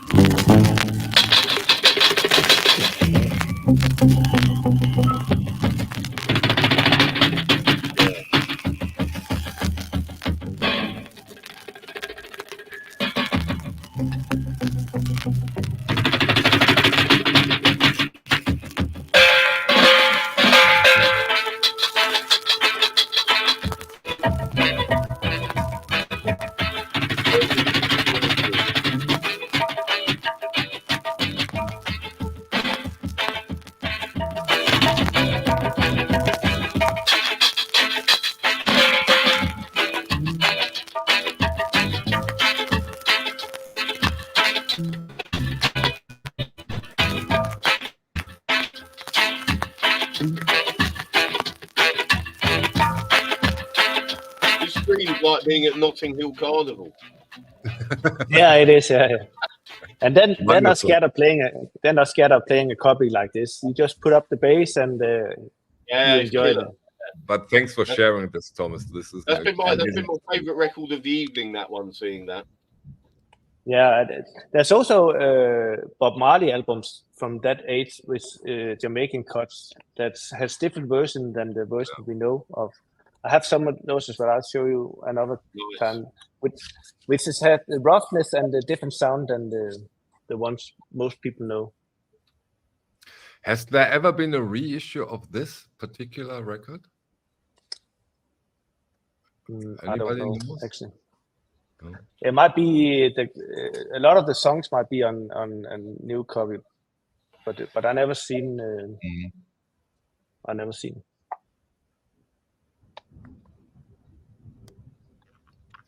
You want a little bit more reggae?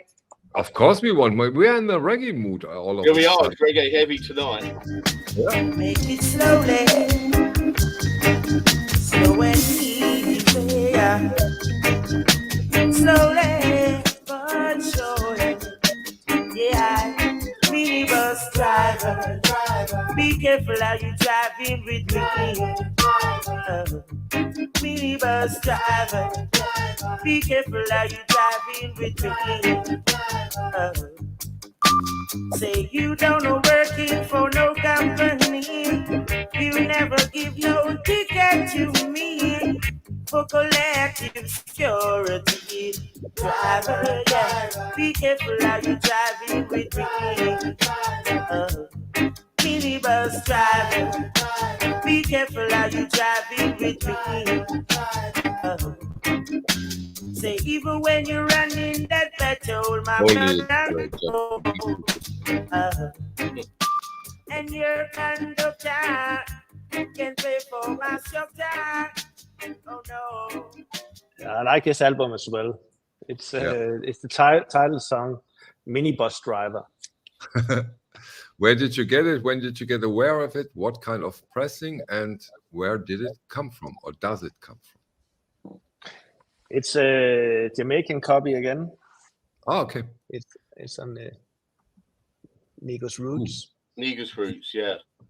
Very cool, you know label. Yeah, I do know this. I know the label. You know, it's just I love the the whole again, there's a lot of connections with Africa, with a lot of Rastafari Jamaican, and this has got it going on. You can tell from the symbols and everything. So it's very it's great stuff. Dave, I know that you originally comes from classical. When did you get into reggae, or I've been into reggae. I know I was into reggae long before. When I worked, a very large chain of record shops over here back in the day as a music buyer.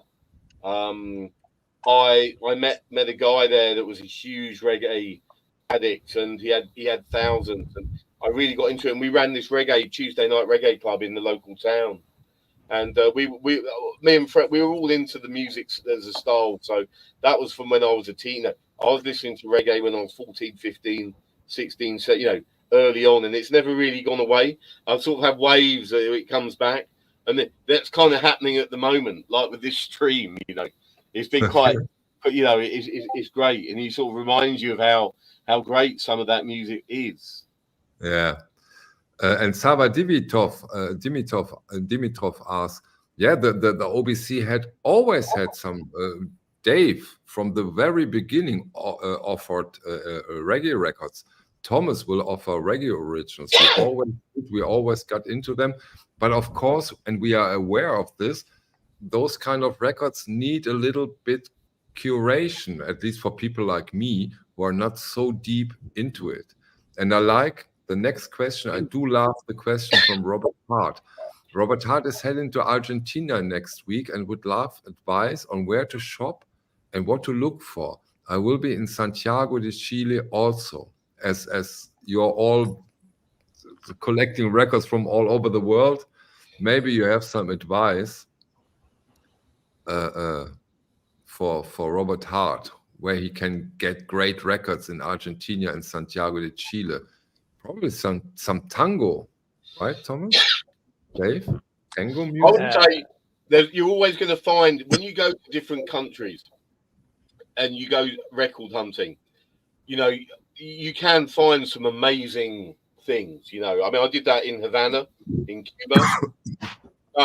In Latin America, you could come across, you're going to have to hunt hard. I don't think they're going to be, obvious on the tourist trails, but go around the markets, ask people. Good to talk to people, because then you might get a lead. Oh, they know someone that's got a collection or something. So, yeah, I don't know. I mean, Thomas, I know you've had lots of experience with buying records abroad or going, so what would your advice be? I know there's a lot of markets like in Argentina that you can go to, and you can find records for $1 each. It's not really expensive. They're being more and more aware, but you can come home with a lot of exciting things to look at. But I think those who are expensive and rare, it's difficult to find.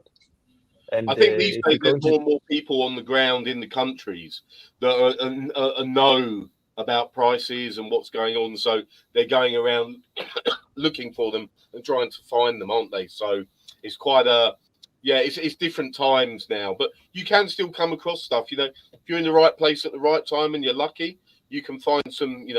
That's happened to me in Paris. Looking for French classical. I just happened to be in the right bit of Paris at the right time on the right day. So it's just you got to go out there and look, and something will appear. And my experience is I bought a lot of records from Colombia, and you can't find any information on Discogs or anywhere. But after 2-3 years, like half of it, somebody explored.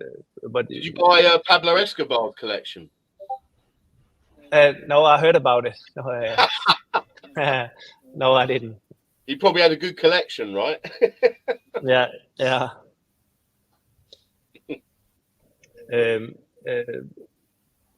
You can normally the artwork will tell a little bit what it is, but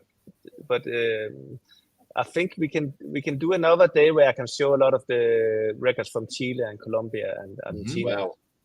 But that's so funny. About those, so and that's so funny with this kind of streams. We prepare a little bit, But now, for whatever reason, we come to reggae. If you look at the title, it was Brazilian and South Africa. The South African part we did. We didn't do the Brazilian part, at least not for now. But hey, I think that's totally fine. Let's take the streams wherever. We go with the flow. So it doesn't matter at all, in my opinion. Just go there and there and there and jump, and at least we listen to amazing records, in my opinion, and records you don't see on every show. And we even showed the black jazz that nobody asked for.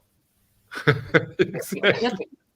Thomas, and I have a question. On your wall, there's a record. That's next. I need to see the wall bigger, Michael. Oh, okay, please. sorry. You want to guide Thomas now? Okay. Yes, exactly. So you have the Bob Dylan. Next to it is Zanu Ya, and the record before Zanu Ya. What is that? On this side or this side? Right side. On your right. On your right. Side, You see the Bob second Dylan one? row from the top.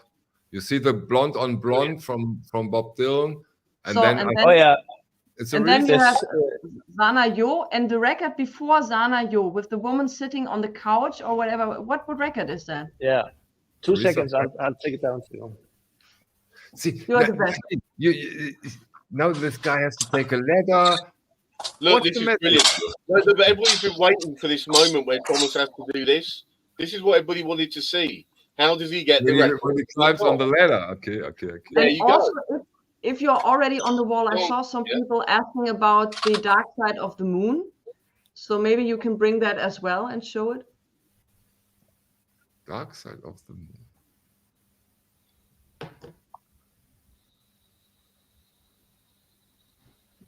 Thanks for sharing that, Manfred. So what's that for record? I would even buy That's, just for the cover. Yeah, True. it's also nice. It's Latin jazz, and I think it could be from Mexico, but it's an American release. Wow. I'll put some on so you can hear a little bit of it. Yes, that would be awesome. You got aware of it due to the cover, Nadine? Yes. You'd buy that just cover, wouldn't you? Yes. You? Who Yeah. wouldn't, Dave? Who wouldn't? You do that too. Come on.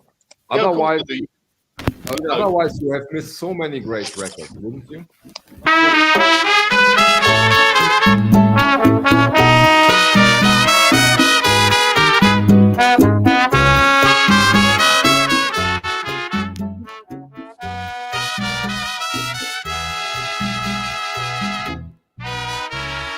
Señora, no se llame usted robada, yo no le he quitado nada, no se ahogue en gotas de agua.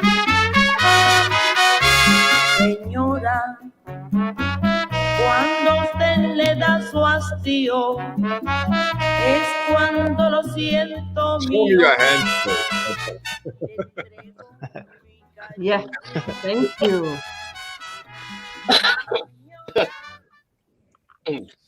So yeah, Mexican, probably, right? Peerless. Peerless. Senora Maria Cristina La Perla, 1977. Well, that's good. Promotional copy, not for sale. Come on, Dave. You sold thousands of promotional copies who haven't been for sale. I just like that sticker got me more excited seeing it on the label. I know. It's Peerless has a lot of albums that are quite good, but it's also they also put out a lot of records. This is one of those that I like myself, and I have maybe 5 or 6 Peerless records that I like. Nice. Great. But a lot of nice artwork as well. Yeah. One of the pillars of the OBC, who even made it to a great thumbnail on a very large channel, has a question. Do you know Os Mutantes? Or do you? Yes, I do know. Yeah. I have 4 albums, and I think one of them it's a Brazilian band, and it's a psych. It's amazing. It's one of the holy grails from Brazil. It's Brazilian records. I'd love to play some tracks from that. It has its own style, like we talked about. The South African Os Mutantes has, nobody sounds like them. Okay. So it's fun to hear. But in your collection for tonight's stream, where we go to, maybe we go now into the Brazilian stuff, you don't have Os Mutantes. I might be able to go and pick it up because I think it is. I think I know where it is.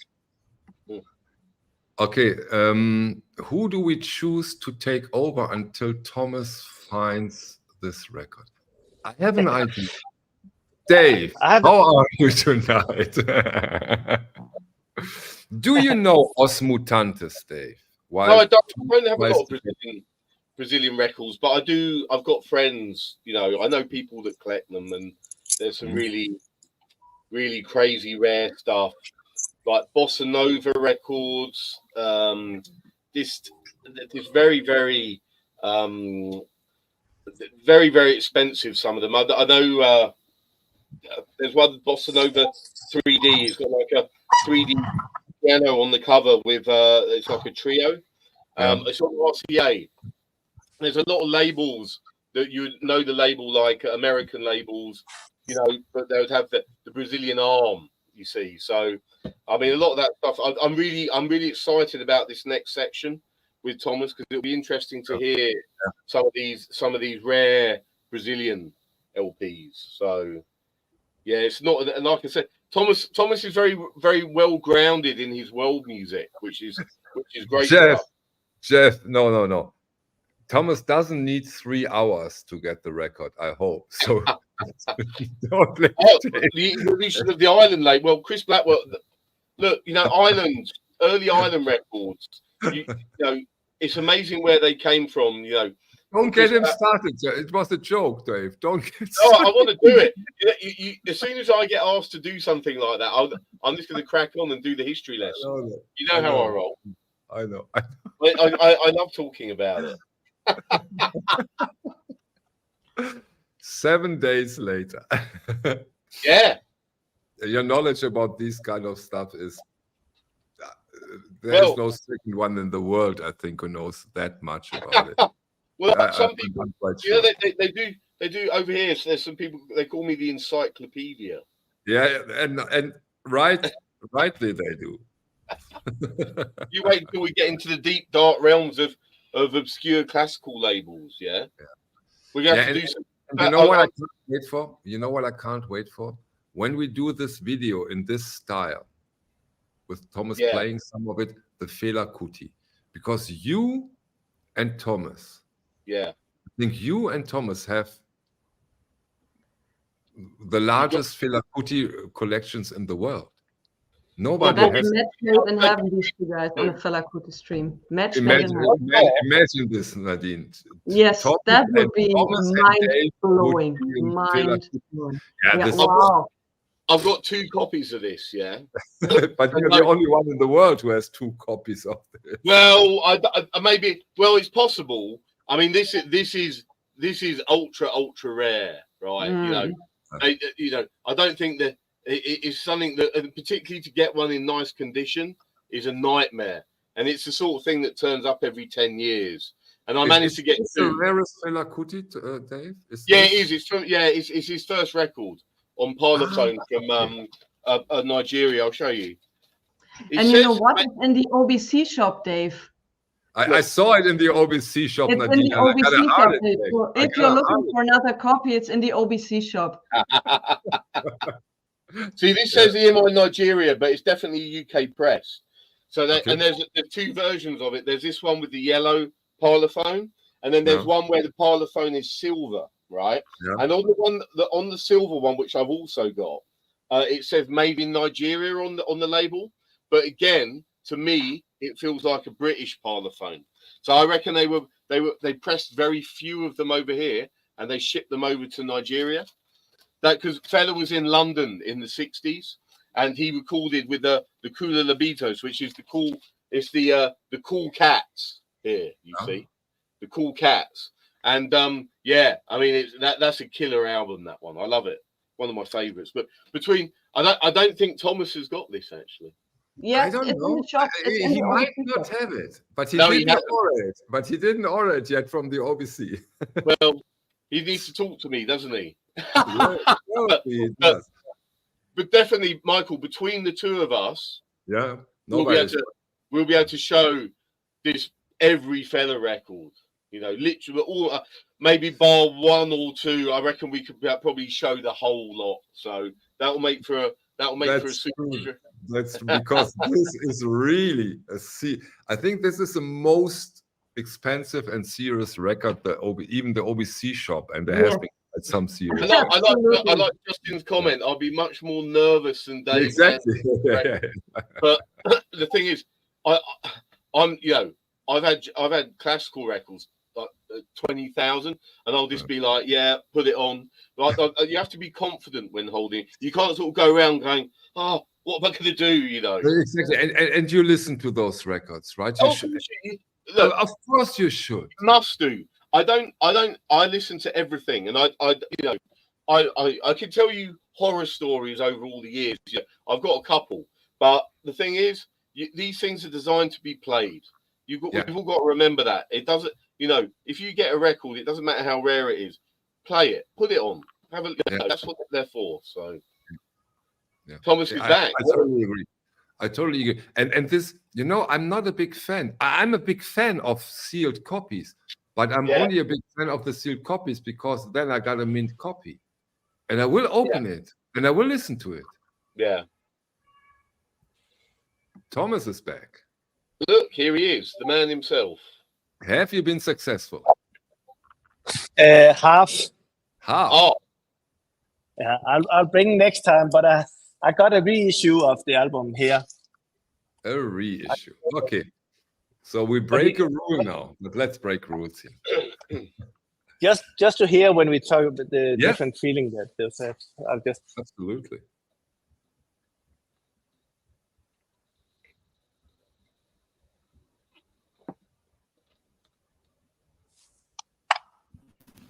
Tosse, todo mundo tossindo. Can you show the record?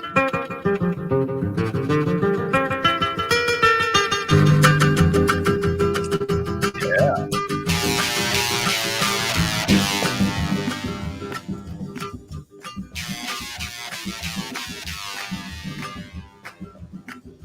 Ela é minha menina.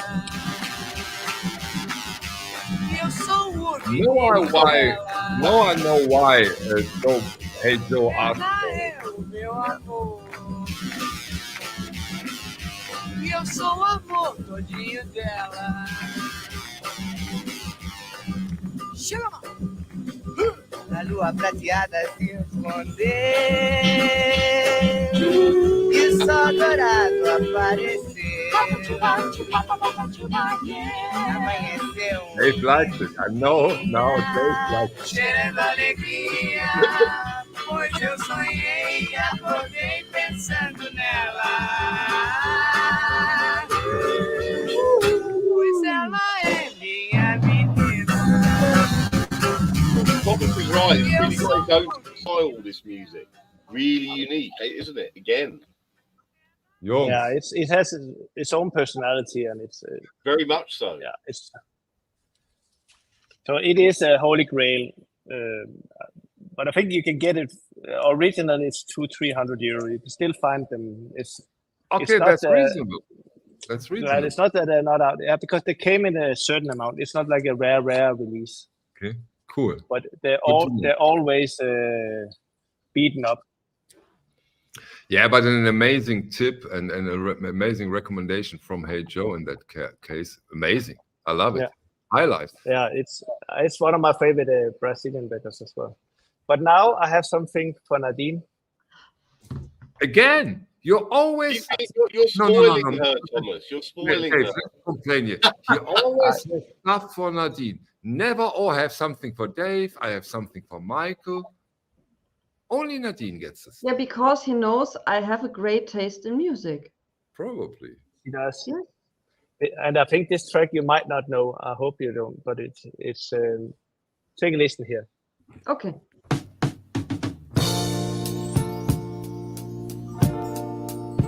That's smooth.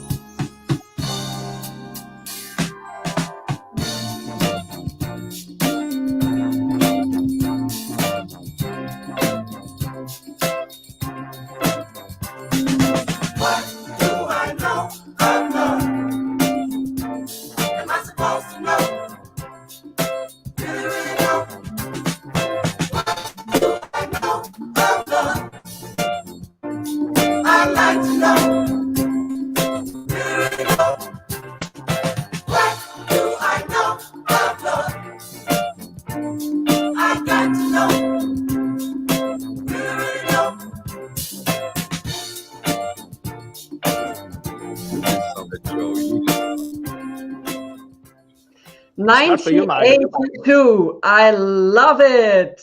Do you have a spare copy? No. You can buy this one. I love Thomas. I love that bit in the corner. It says first edition collector's pressing. No, Yeah. it doesn't. Does it? In the corner. It does, yeah. Yeah, it says it. That belongs to it. Yeah, there. Yep. Look, first edition collector's pressing. That's See? a good idea. You know, And that is that not so 1982? Do you know? Yeah. I've got to say, I quite like a bit of that early 80s soul thing going on. oh, Dave, And- come on. No, and- not you two. I might be a little bit converted to. Well, see, I know a bit of that early. I like this when they get a bit electronic with the drums in the 80s. But that's quite cool. That album, I have to say, just hearing that little snippet. It's just a single. It's a 12-inch. It's a Was it single, just a right? single? Okay. Yep. Okay. Yeah, very Yeah, nice. It's the album, right? It's a 12-inch. It's like an EP, I would say. Okay, yeah, EP. It Yeah, has that's- 6 that's songs, I think, in total. The funny thing is, there's a song called "Cold Man," and there's one with female singing called "Cold Woman," but it's the same song, but with the male or female. Thomas, Very I useful. have a little stack, I think, at your department where you already picked some stuff. Maybe you put it on the stack and we discuss Then later. stop with your stack. Maybe just, But Nadine, you have been aware of this record? It's difficult to get one, or this is a super, super, super rare one. okay, Super Okay. rare. super rare. It is, yeah. Where's the There's a reissue looking the same. What's the like price? 95%. It's between 800 and 1,000 euro. Okay, What? put it on Nadine's. Wow. Put it on Nadine's stack. Put it on the bill. Yeah, I'll just play a little bit more from one of the other tracks. Yes. Nadine, why is that so expensive? After we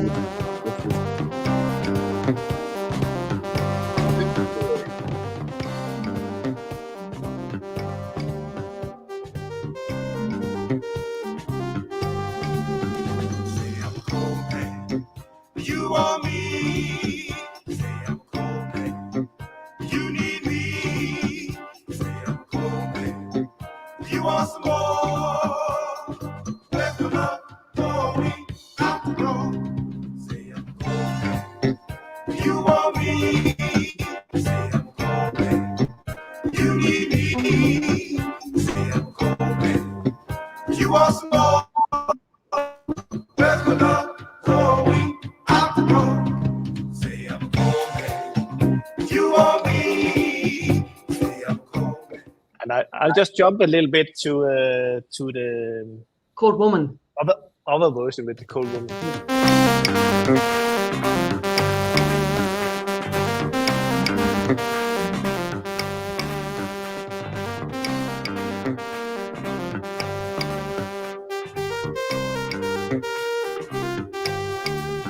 Say I'm a cold woman. Say what? But you want me.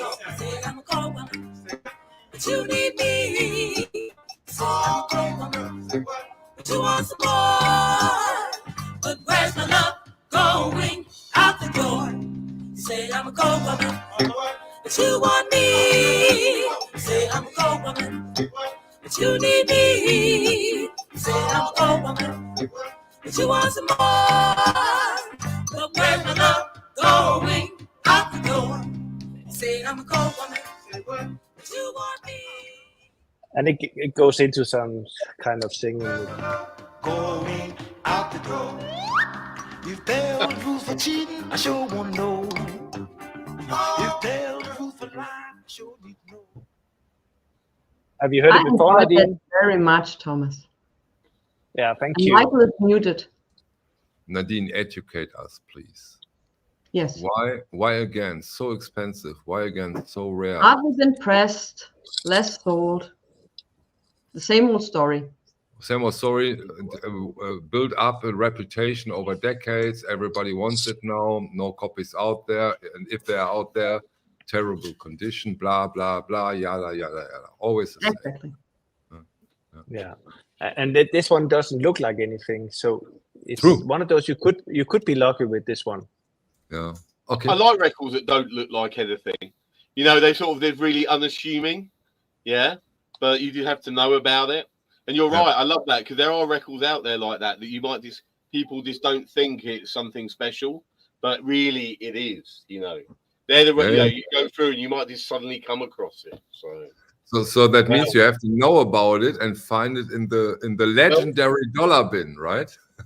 That's why this is all very useful, right? All of us here talking about these because it means we now know about it, right? It's great.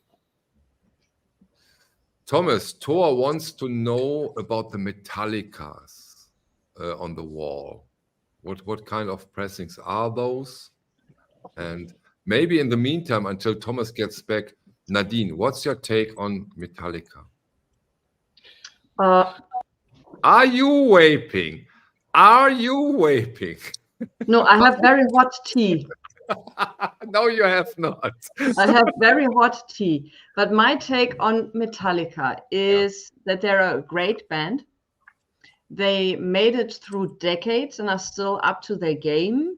It's not my personal cup of tea, honestly, but they did it somehow, right? They did it somehow, and they're still successful. And also their records are getting more and more expensive.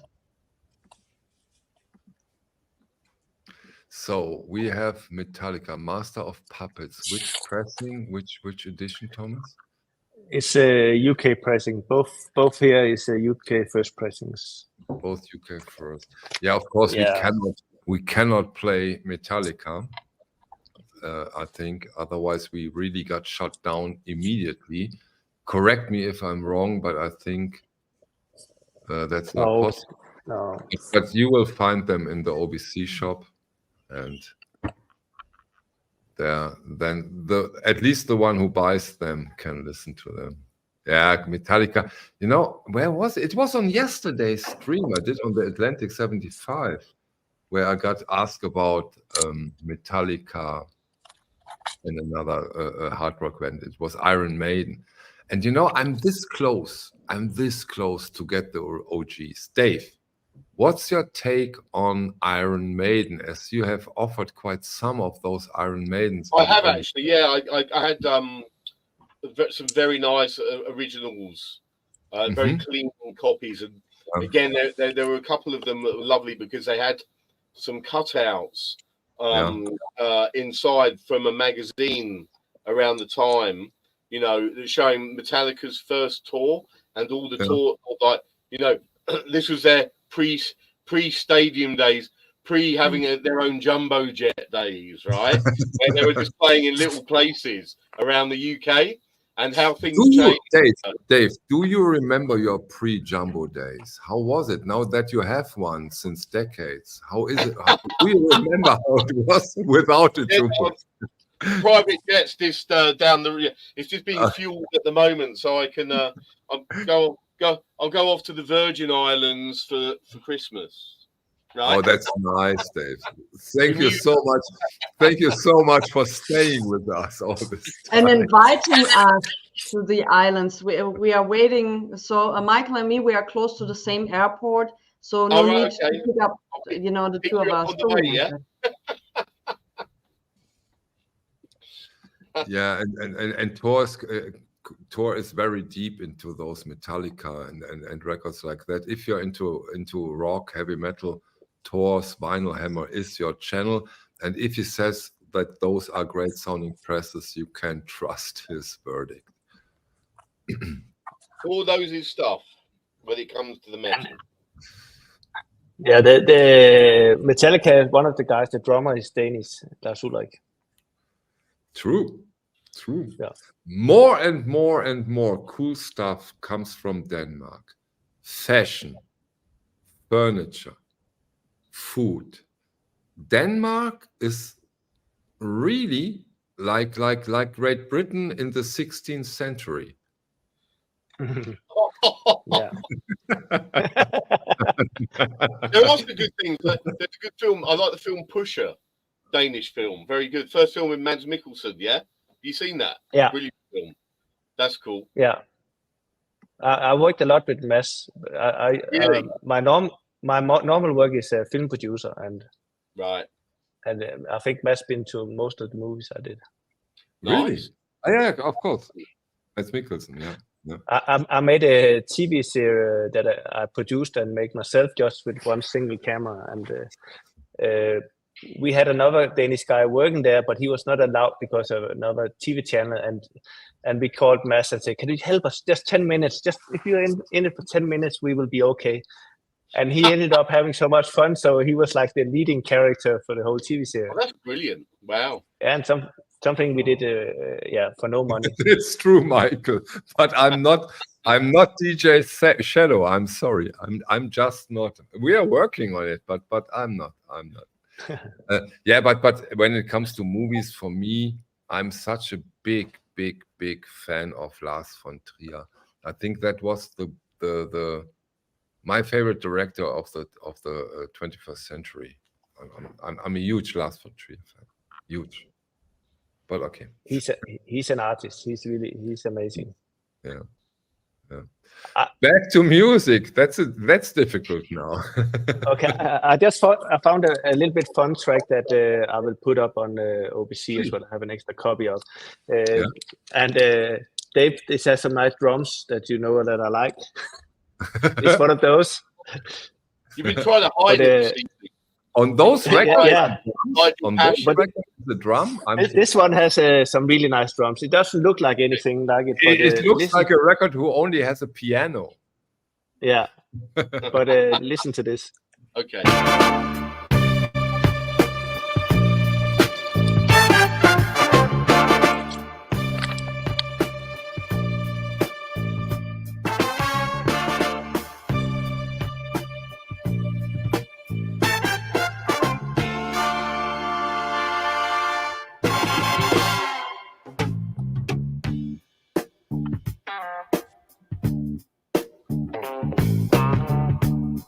Thomas record.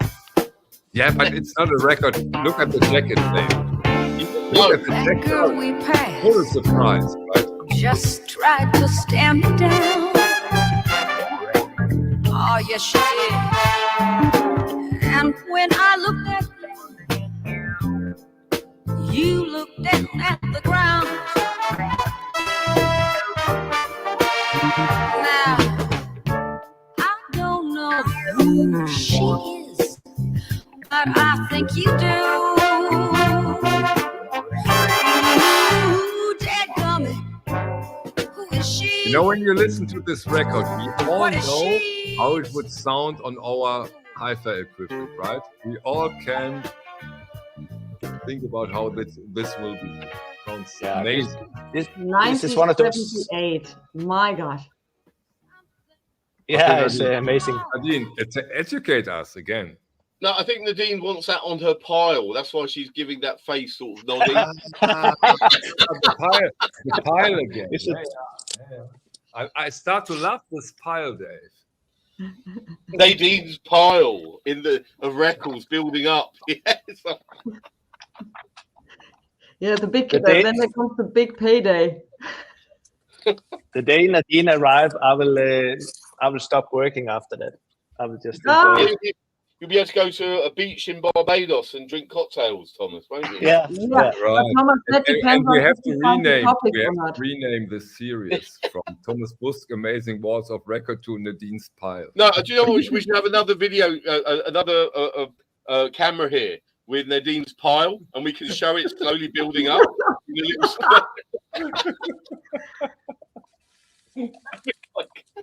Exactly. That's what we should do. Okay, I have a question because when Thomas, I think this is Nadine's pile. Yes. Well, it's probably is okay. Bring some flower traveling band. Flower traveling band. Anybody who can get into? I'm not really sure what that is. Me neither. Nadine, Dave. Flower traveling band? No. We'll have to look that up. Yeah, or maybe Thomas educates us and writes something in the comments. Yeah. Okay, but that wasn't Brazilian music too, right, Thomas? We are still not there. Okay, this is serious. I know this is frigging serious. This is Brazil. This is Brazilian, yeah? Yeah. Expensive. Yeah. It's a Brazilian label. It took him a second, Dave. Let me see. It took him a second. It's called Forma Records, the label, and it had one of my favorite logos is this one. Oh, right, that's lovely. They always put the backside like this. That's and very nice. the one I show here is, I think it's the most rare one.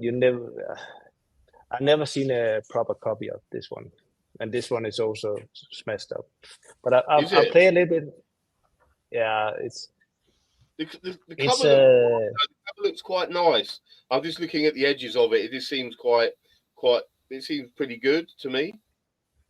I would say it's a VD D plus VD. It's okay, but you can. It's okay. But I'll play a little bit from this one.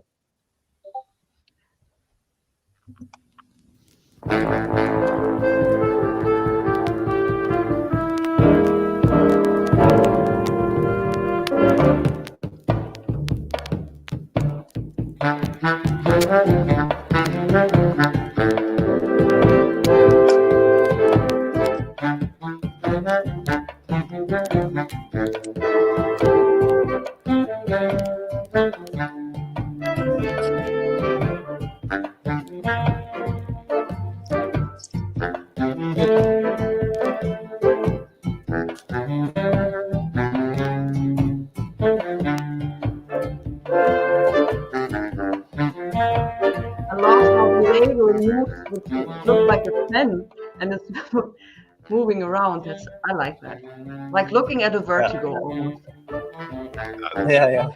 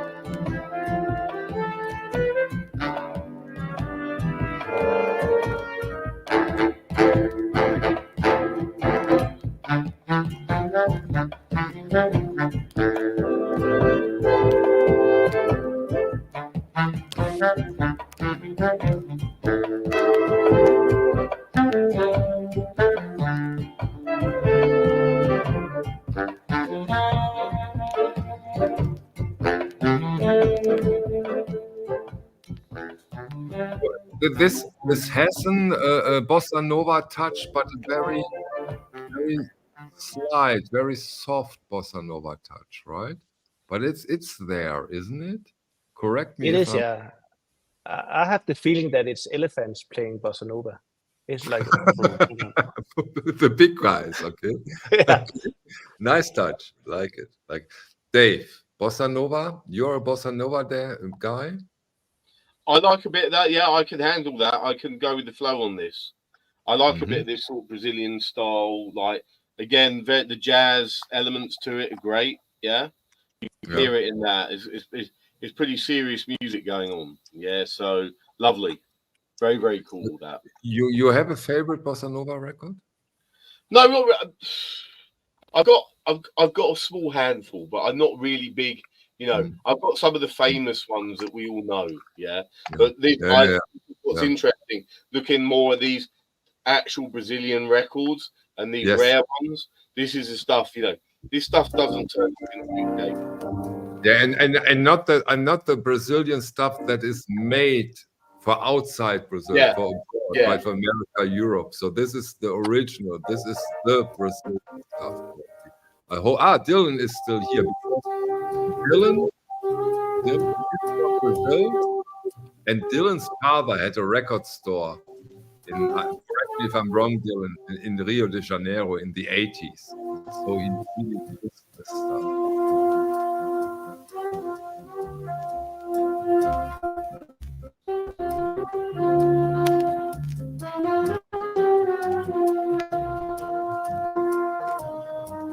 Carlos Jobim, of course. Yeah.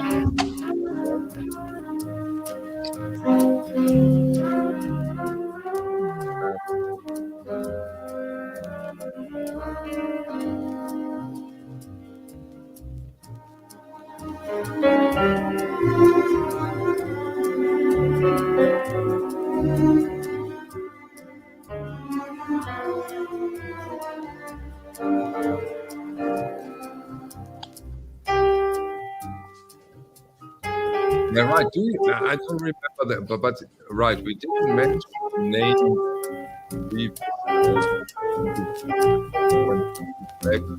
I think we should go into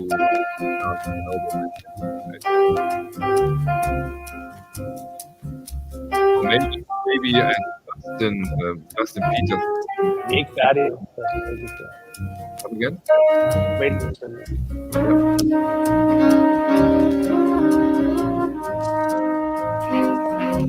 What a lovely day down.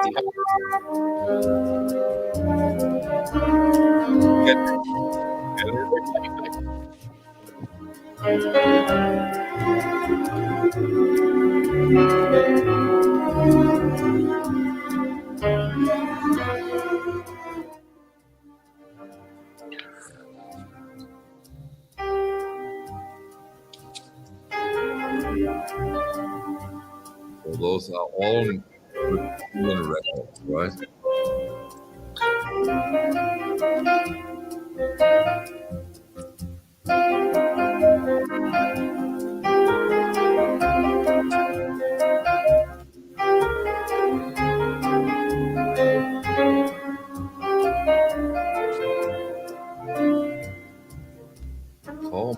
Oh, I love that. Oh, that's a good record, that one. Yeah.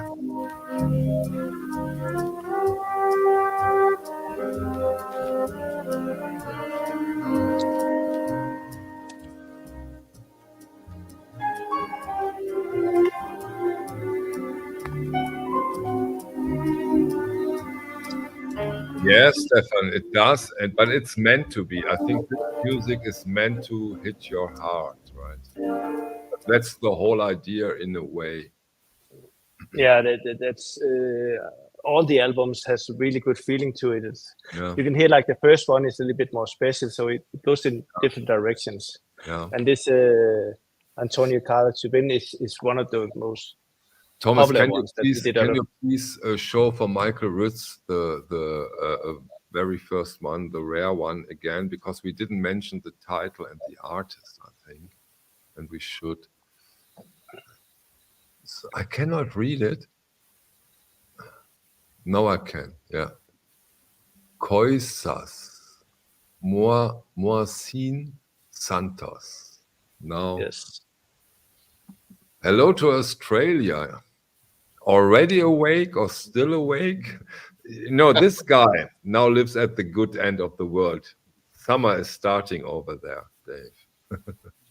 Lucky. Lucky, right?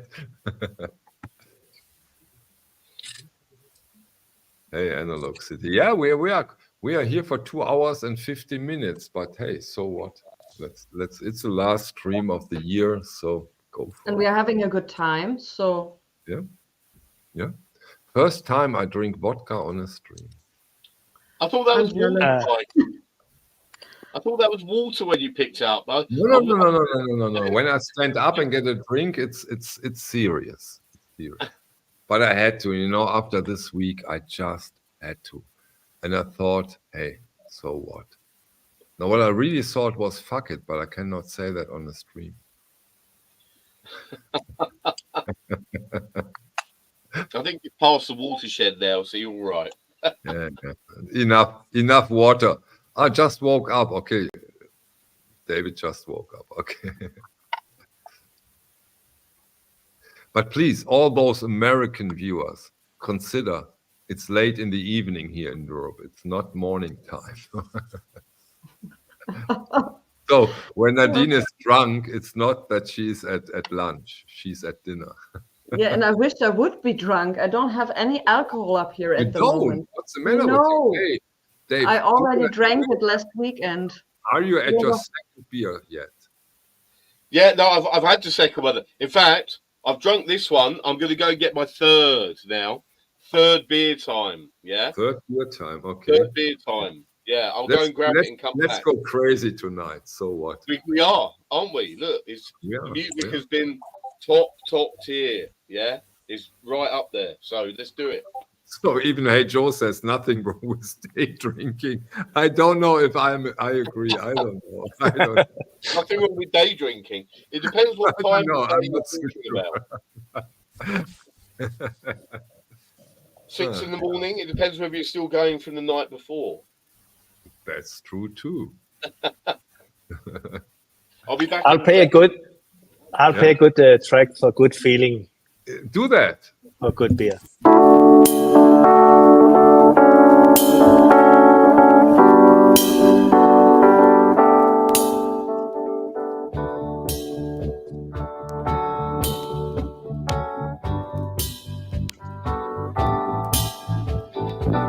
Now that the tracks of my tears have disappeared, now that the pain is gone,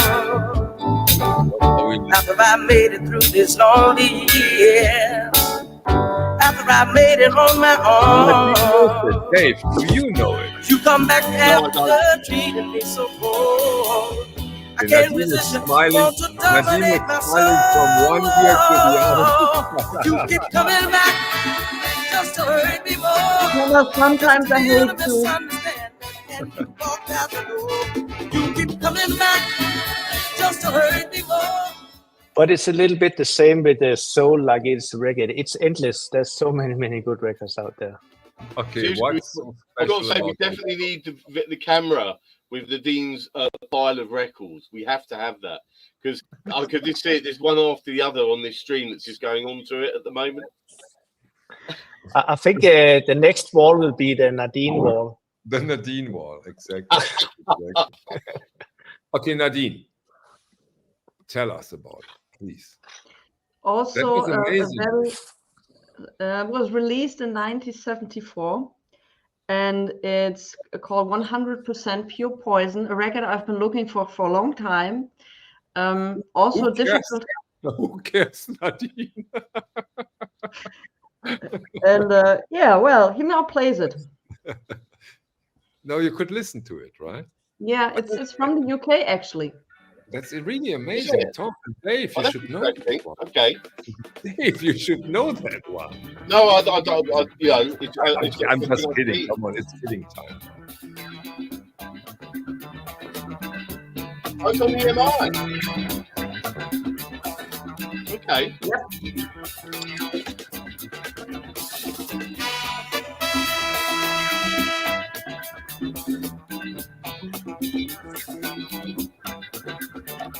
So smooth. I'm getting seduced up here. But come on, this is a nice deduction, Nadine. There can be worse. I think this album has like 4 good tracks that you can play out. So it's very deep. It's funky and it's soul and it's also, I think like the first one is like a pop track. You said it, Nadine, 72, right? 74. 74. The year He knows Germany won the World Championship in football, Dave. In case I haven't told you. We've got the Euros coming up next year, haven't we? Yeah. They're in Germany, aren't they? I'll tell you something, Michael. It's lucky you automatically get to go through, isn't it? Because I'll tell you something. If you hadn't had that, you wouldn't be in. Dave, that's it for you tonight. Yeah. Can we stay on topic, please? Thomas, is this a Technics turntable you are using? It is. It's those are Technics 1200. That was when they first came. They were in silver. Okay. So this is You a got, standard Thomas, you got DJ Concord needle on one of them as well, which is really cool. I like those. You know, the Concord style. Yeah. But Yeah, next to all those records, sorry for interrupting, Nadine's sweater is the star of the show tonight. Next to all the records, it's a lovely sweater. Ja. It's amazing. Kennst du nicht Mondbasis Alpha, Michael? Natürlich kenne ich Das Mondbasis. ist die Serie. Und das ist der Eagle. Das war das Flugobjekt. Sometimes I just play stupid. I know. I know. Mike, just keep the big picture on Nadine. just let her come back. See if she knows what year this is. Okay.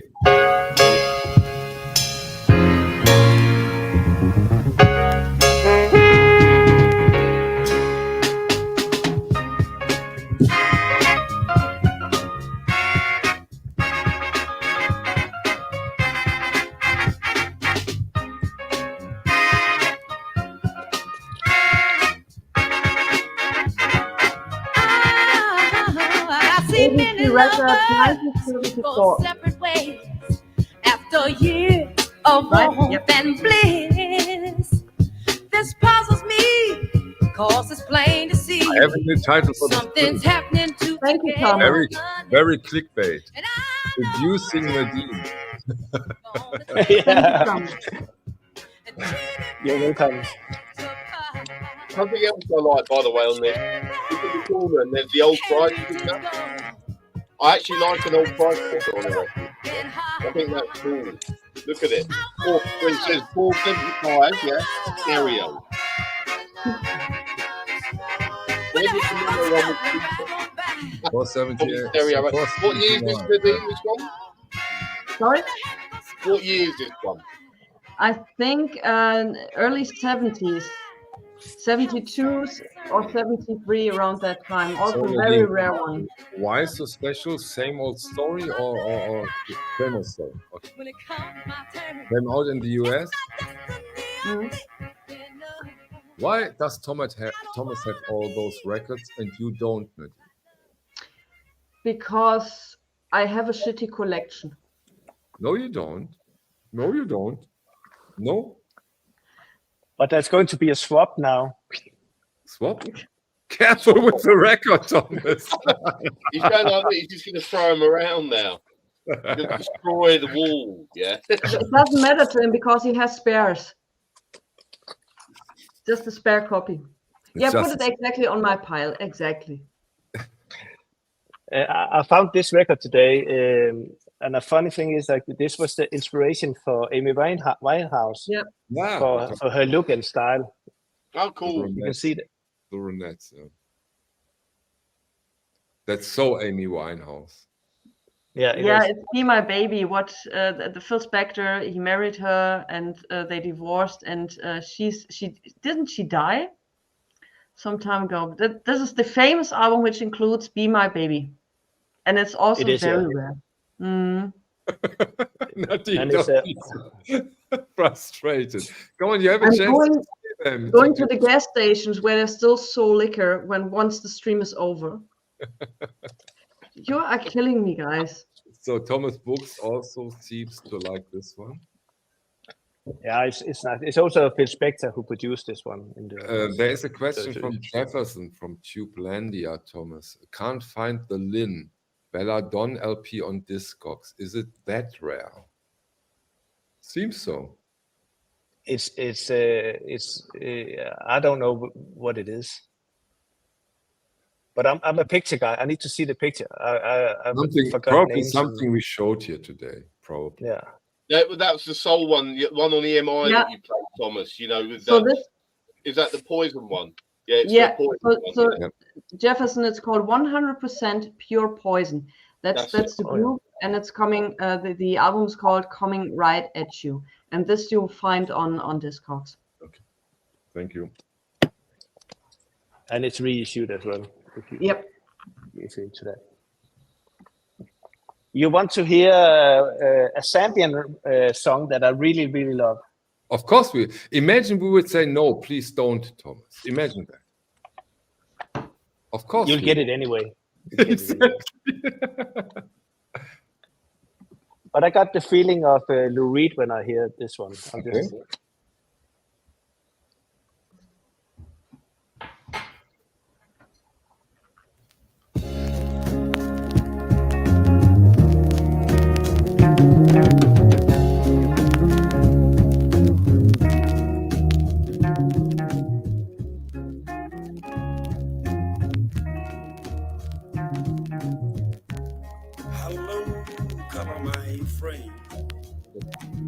Your earpads shut the music down again. Turn it up again. Turn it up a little bit more. On the road you taking, there's no end. Color, my friend, come back to me. Color, my friend, 'cause I'm gonna miss you. Maybe you do now. Color, my friend.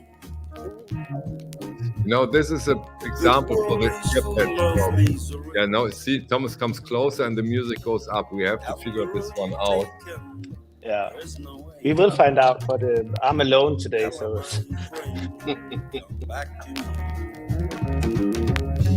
Color, my friend, 'cause I'm gonna miss you.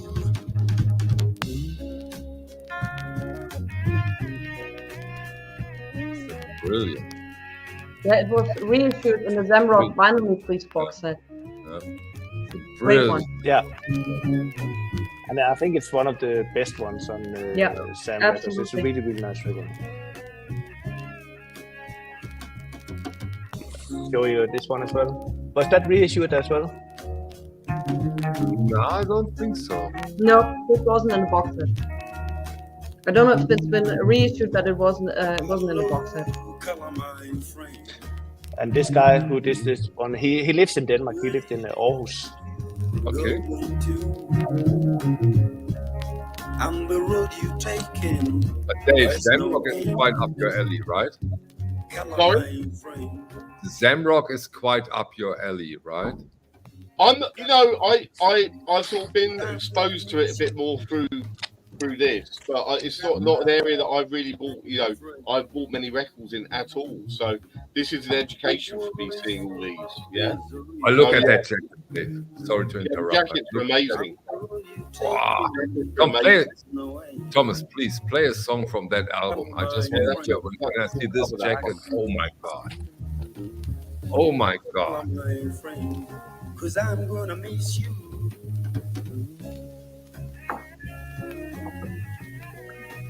While you are doing, as I know you can hear me, Thomas, do you have the OG singers of Zim Band Wells Fargo? I can't remember what that is. I'll check it up after the stream. By the way, the book stop, Stefan, he is from South Africa. He is. He knows, and I'll tell you something, Michael. Yeah, he knows his shit as well, properly. He knows this. Yeah. Good deal.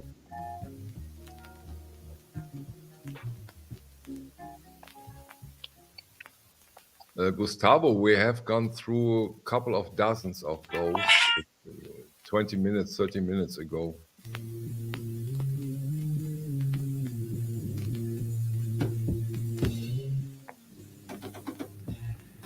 Isn't he, David? Isn't he?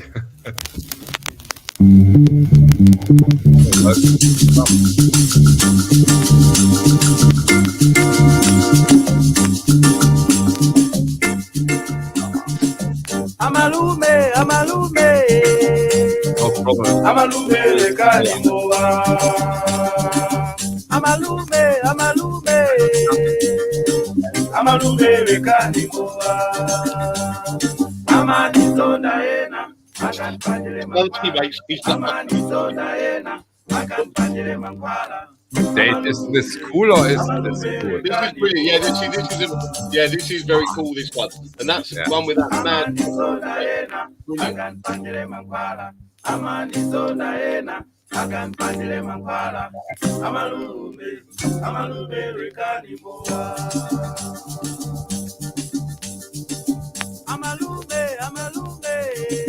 And come on, this is not such a bad copy, in my opinion. I think I can listen to this. It's not that it's destroyed. I can always say it.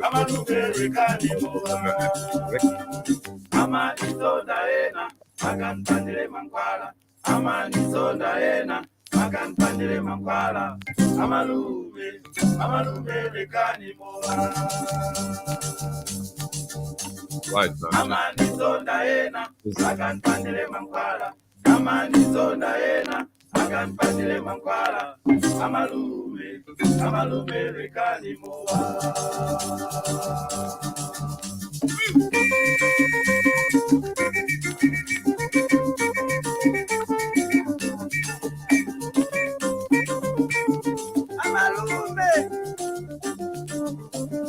okay.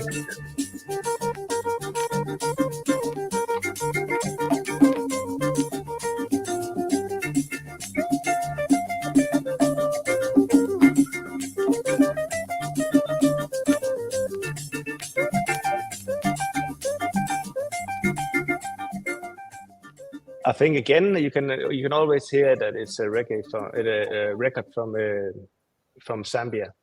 Of course. They had like no doubt about that. Yeah. It's a really good quality, but a lot of them are terribly pressing, and it's not easy to find. Almost not. You don't need to say that. We are all aware of that. When this is in Zamrock record and this quality, it has to be special. And the jacket alone. I mean, this is my jacket of the evening. Right? Yeah, it's really nice. How do you say on our streams, Dave? This is mental. This is mental. No, I think we could. Me and Dave will have a lot of talk about if we go to Nigeria or to Ghana, which is a bit different than those kind of music here. Okay. Definitely, we can do a lot on that we'll have to cover. I love this regional aspect thing we're doing here, sort of going around. But we'll for sure when we head to Nigeria and Ghana, it's gonna get dirty. I'll play. Thomas, Michael Ritt, and this is the whole idea of this stream, or one of the main ideas. He wants to hear another song of this record, and if he wants to, let's give it to him. I think that's easy, as this is not risky to play. So just give it.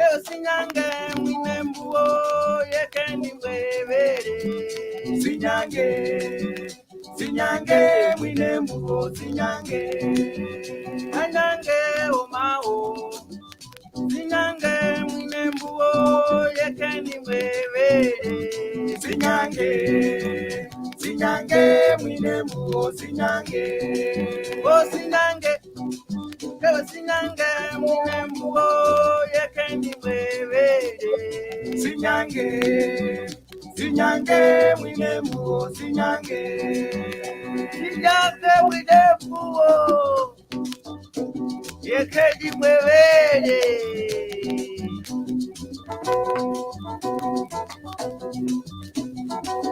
comment, that one. I do agree. Sometimes you just have to stick with it, right? Yeah, you can get over it. It doesn't, the vinyl dreamscape's right there. When you're in this zone, it's not something you can get over this. Yeah. Put it on. It's like going to Wimbledon and looking for a tennis match, and then you say, "Why don't you use your foot?" I don't like it. Yeah, it's the same, right? In a way. It's where we're at. Yeah. Yeah. Yeah, and I think I'll play a little bit from Ghana, so you can hear the difference between Zambia and Ghana. Yeah, please. This is a fun track, and you should find it on YouTube. It has an amazing video to it. You should find it. I'll play a little bit from the song. It's more speedy and from Ghana. This is Ghana.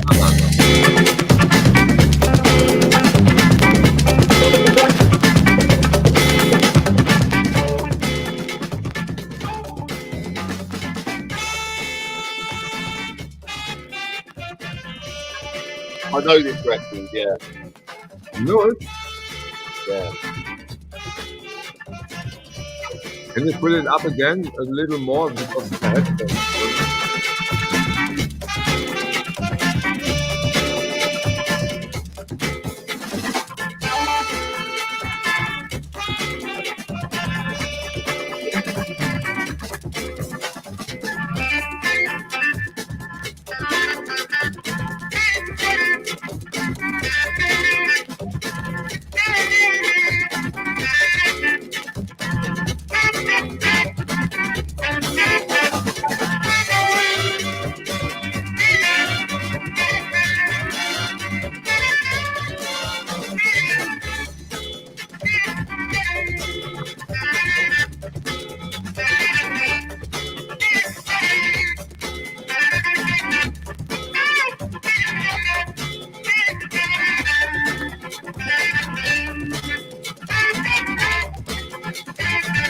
The record from Gambia has way more speed, way more tempo to it. Is that a general rule? I think when you get music from Ghana and Nigeria, it has its own style. When you listen to when it's from Zambia, it's they try to sound like Lou Reed or to Beatles or to Rolling Stones, but in their own way, and even Black Sabbath in a cool way. But like this music from Ghana, it doesn't sound like anything else. It has its own style, yeah.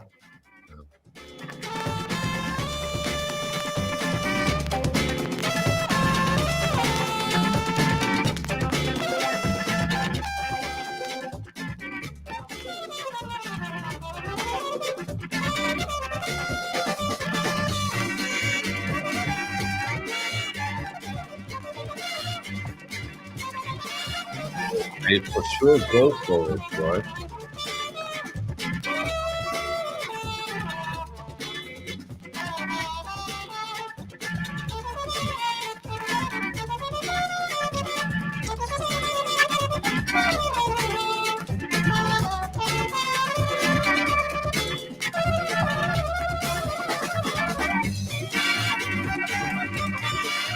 Yeah, good point.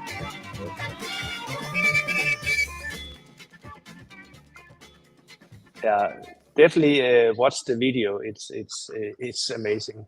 It's the video is like the music. The video is for sure amazing. Yeah, I can imagine. It's nice girls on roller skates and this guy who controlled the whole discotheque. But it's a good energy to watch that one.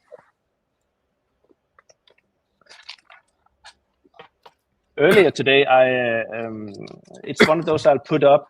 I think it's one of the first time that we really have a Danish track, but it's one of those tracks that Danish people, I think, if you're 12, you love it. If you're 80, you love it.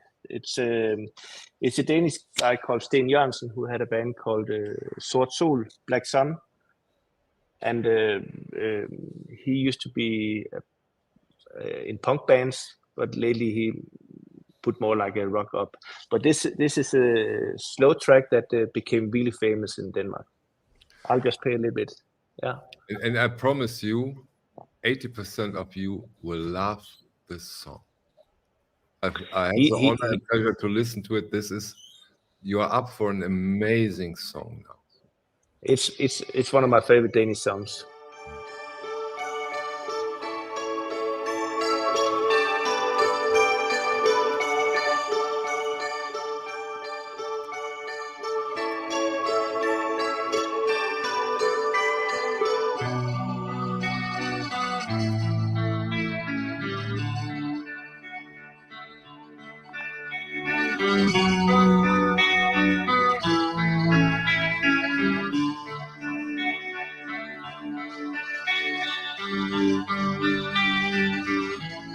I just talk a little bit in between so that we do not get too much down, at least in Denmark. I love it.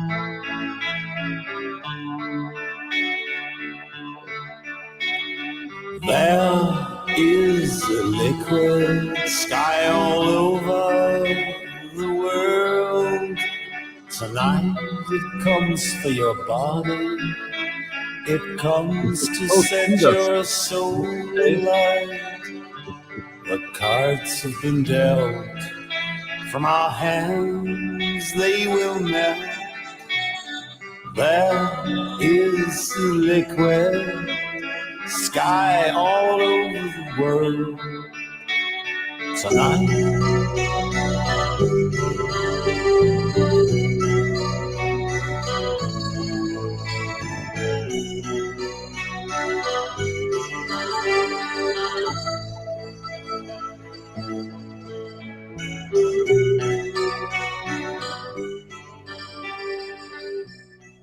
Yeah, I don't know if it ever got famous outside Denmark, but it's one of those tracks that I love to hear it every time I hear it.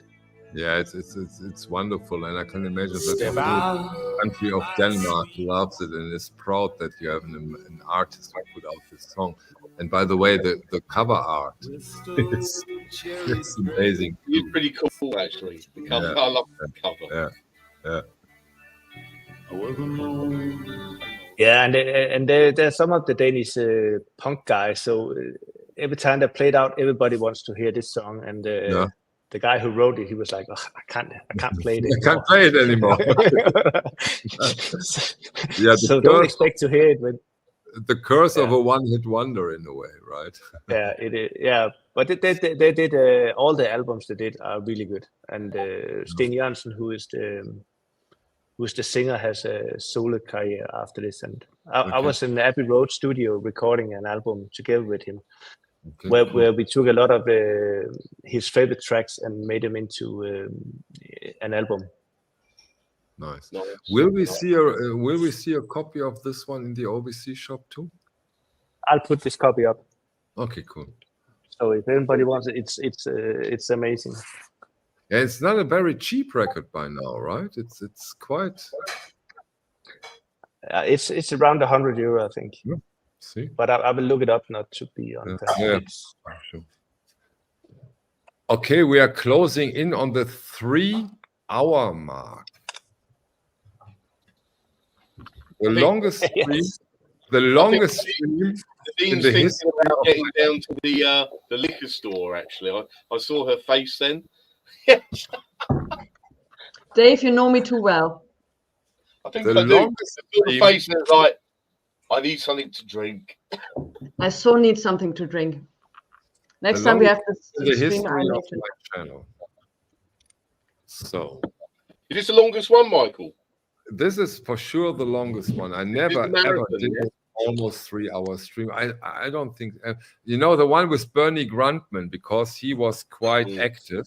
That was 2.5 hours, I think, with Bernie Grundman, Ryan K. Smith, and Chet Kasem. That was quite a long one. But this breaks. Okay, let's play Huacamore. We already played Brazil, but maybe Thomas is playing another song from Brazil for you. So, but Yeah, but Hokomo, the stream will stay up on the channel. Did I play this one last time? No. Well, what is it? It's from Brazil. It's from a Brazilian record. Go for it. Sportenlang, not quite, but we're closing it. She was the daughter of one of the famous 60s. Okay. Can you But this imagine one, a 24-hour stream? Oh my God. With the music, I can imagine that. Bottle of water and the music. But this is 1988, and it's really amazing Brazilian. Okay.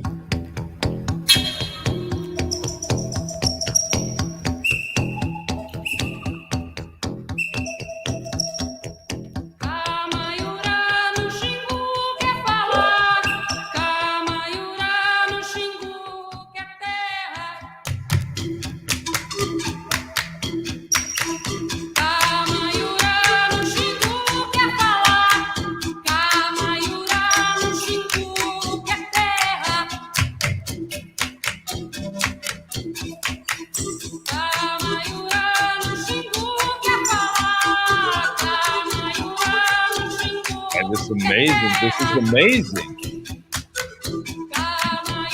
And this will sound amazing on your equipment. It's really a good one to play out. Thomas, please don't put this record on the Dean stack. Put this on my very small stack. This is amazing. I love it. Is this a rare one? Expensive one? It's one of those that was not rare, but then it came on a compilation 3-4 years ago, and suddenly it went from 50 to 500-600 euro. But I think now it's going a bit down again. Dave, help me out here. I was going to say something that Thomas just pointed out there. When these compilations come out, good compilations where they curate the big tracks, it could totally change the price of the OG. Yeah, massively. It happens a lot because there's some great, you get some great compilation with all these tracks curated, put on there, and then suddenly you go and looking for the original, and it becomes the price goes through the roof. Yeah?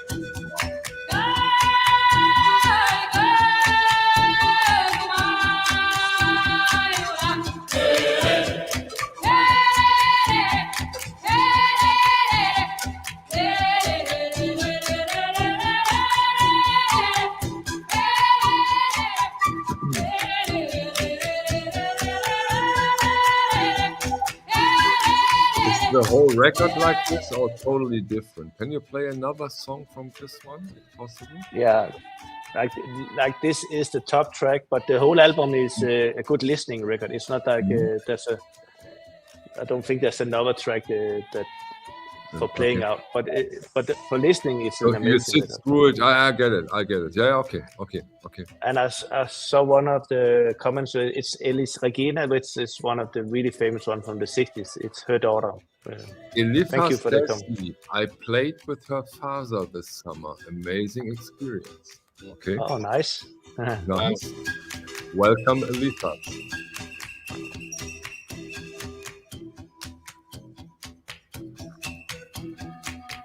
I'll try to run to the next track just to get a feeling of more of it.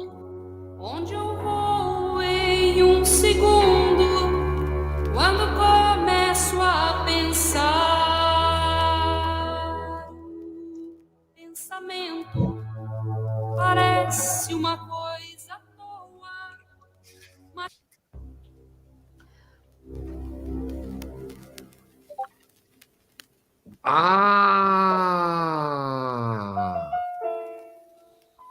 Okay, yeah. I got a record from Felipe from Jazz Drums. So it's the. Okay. Thanks, Vincent, for the heads up. Ah. Okay.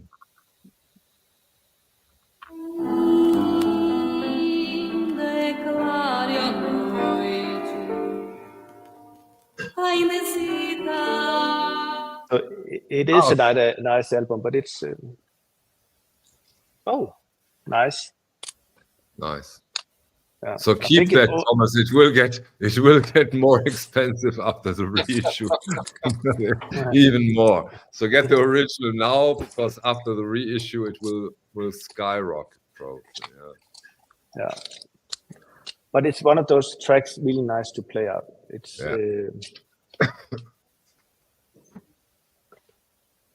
We are making the record with Caesar. Okay.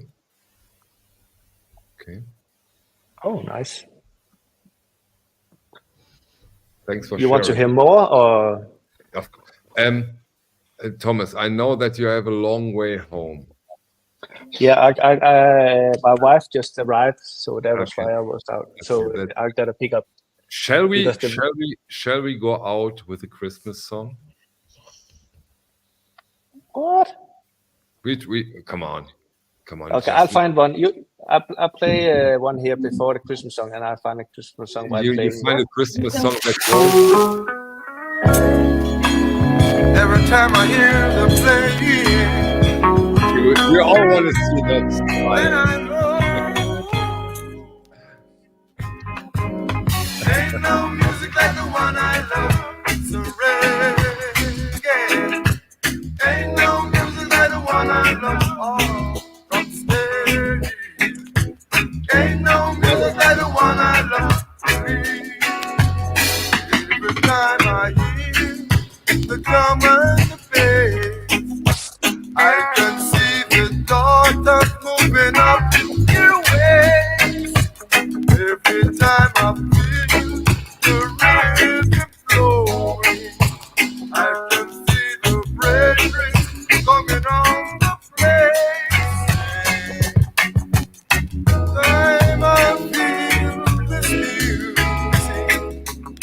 Then sometimes I then recall, ain't no music like the one I love. No. Ain't no music like the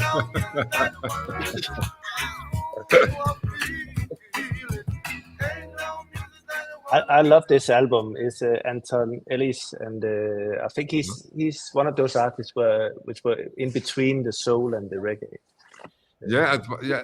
It's a nice crossover, Thomas, isn't it? That you're right, because he's seen as a reggae artist, but he has this very soul-y style, and it's particularly noticeable on that track, I think. But you're right, he has that. He's got like a bridge going on there. Really, really cool. I can see Nadine's thinking she's adding up the pile now of how many records that have been added this evening to the.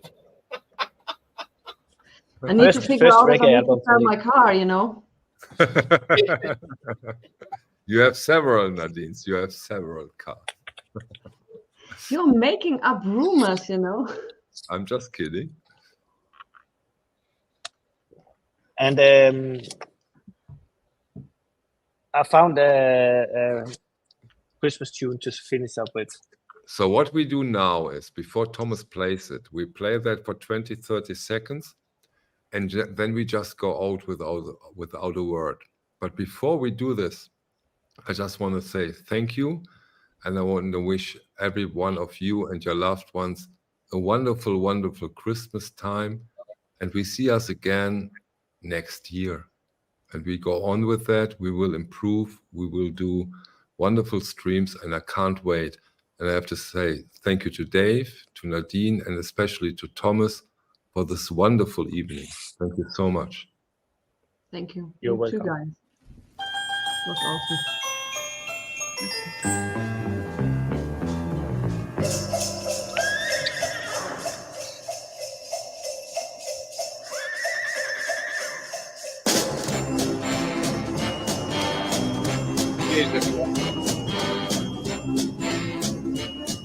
Bye, everyone. See you soon.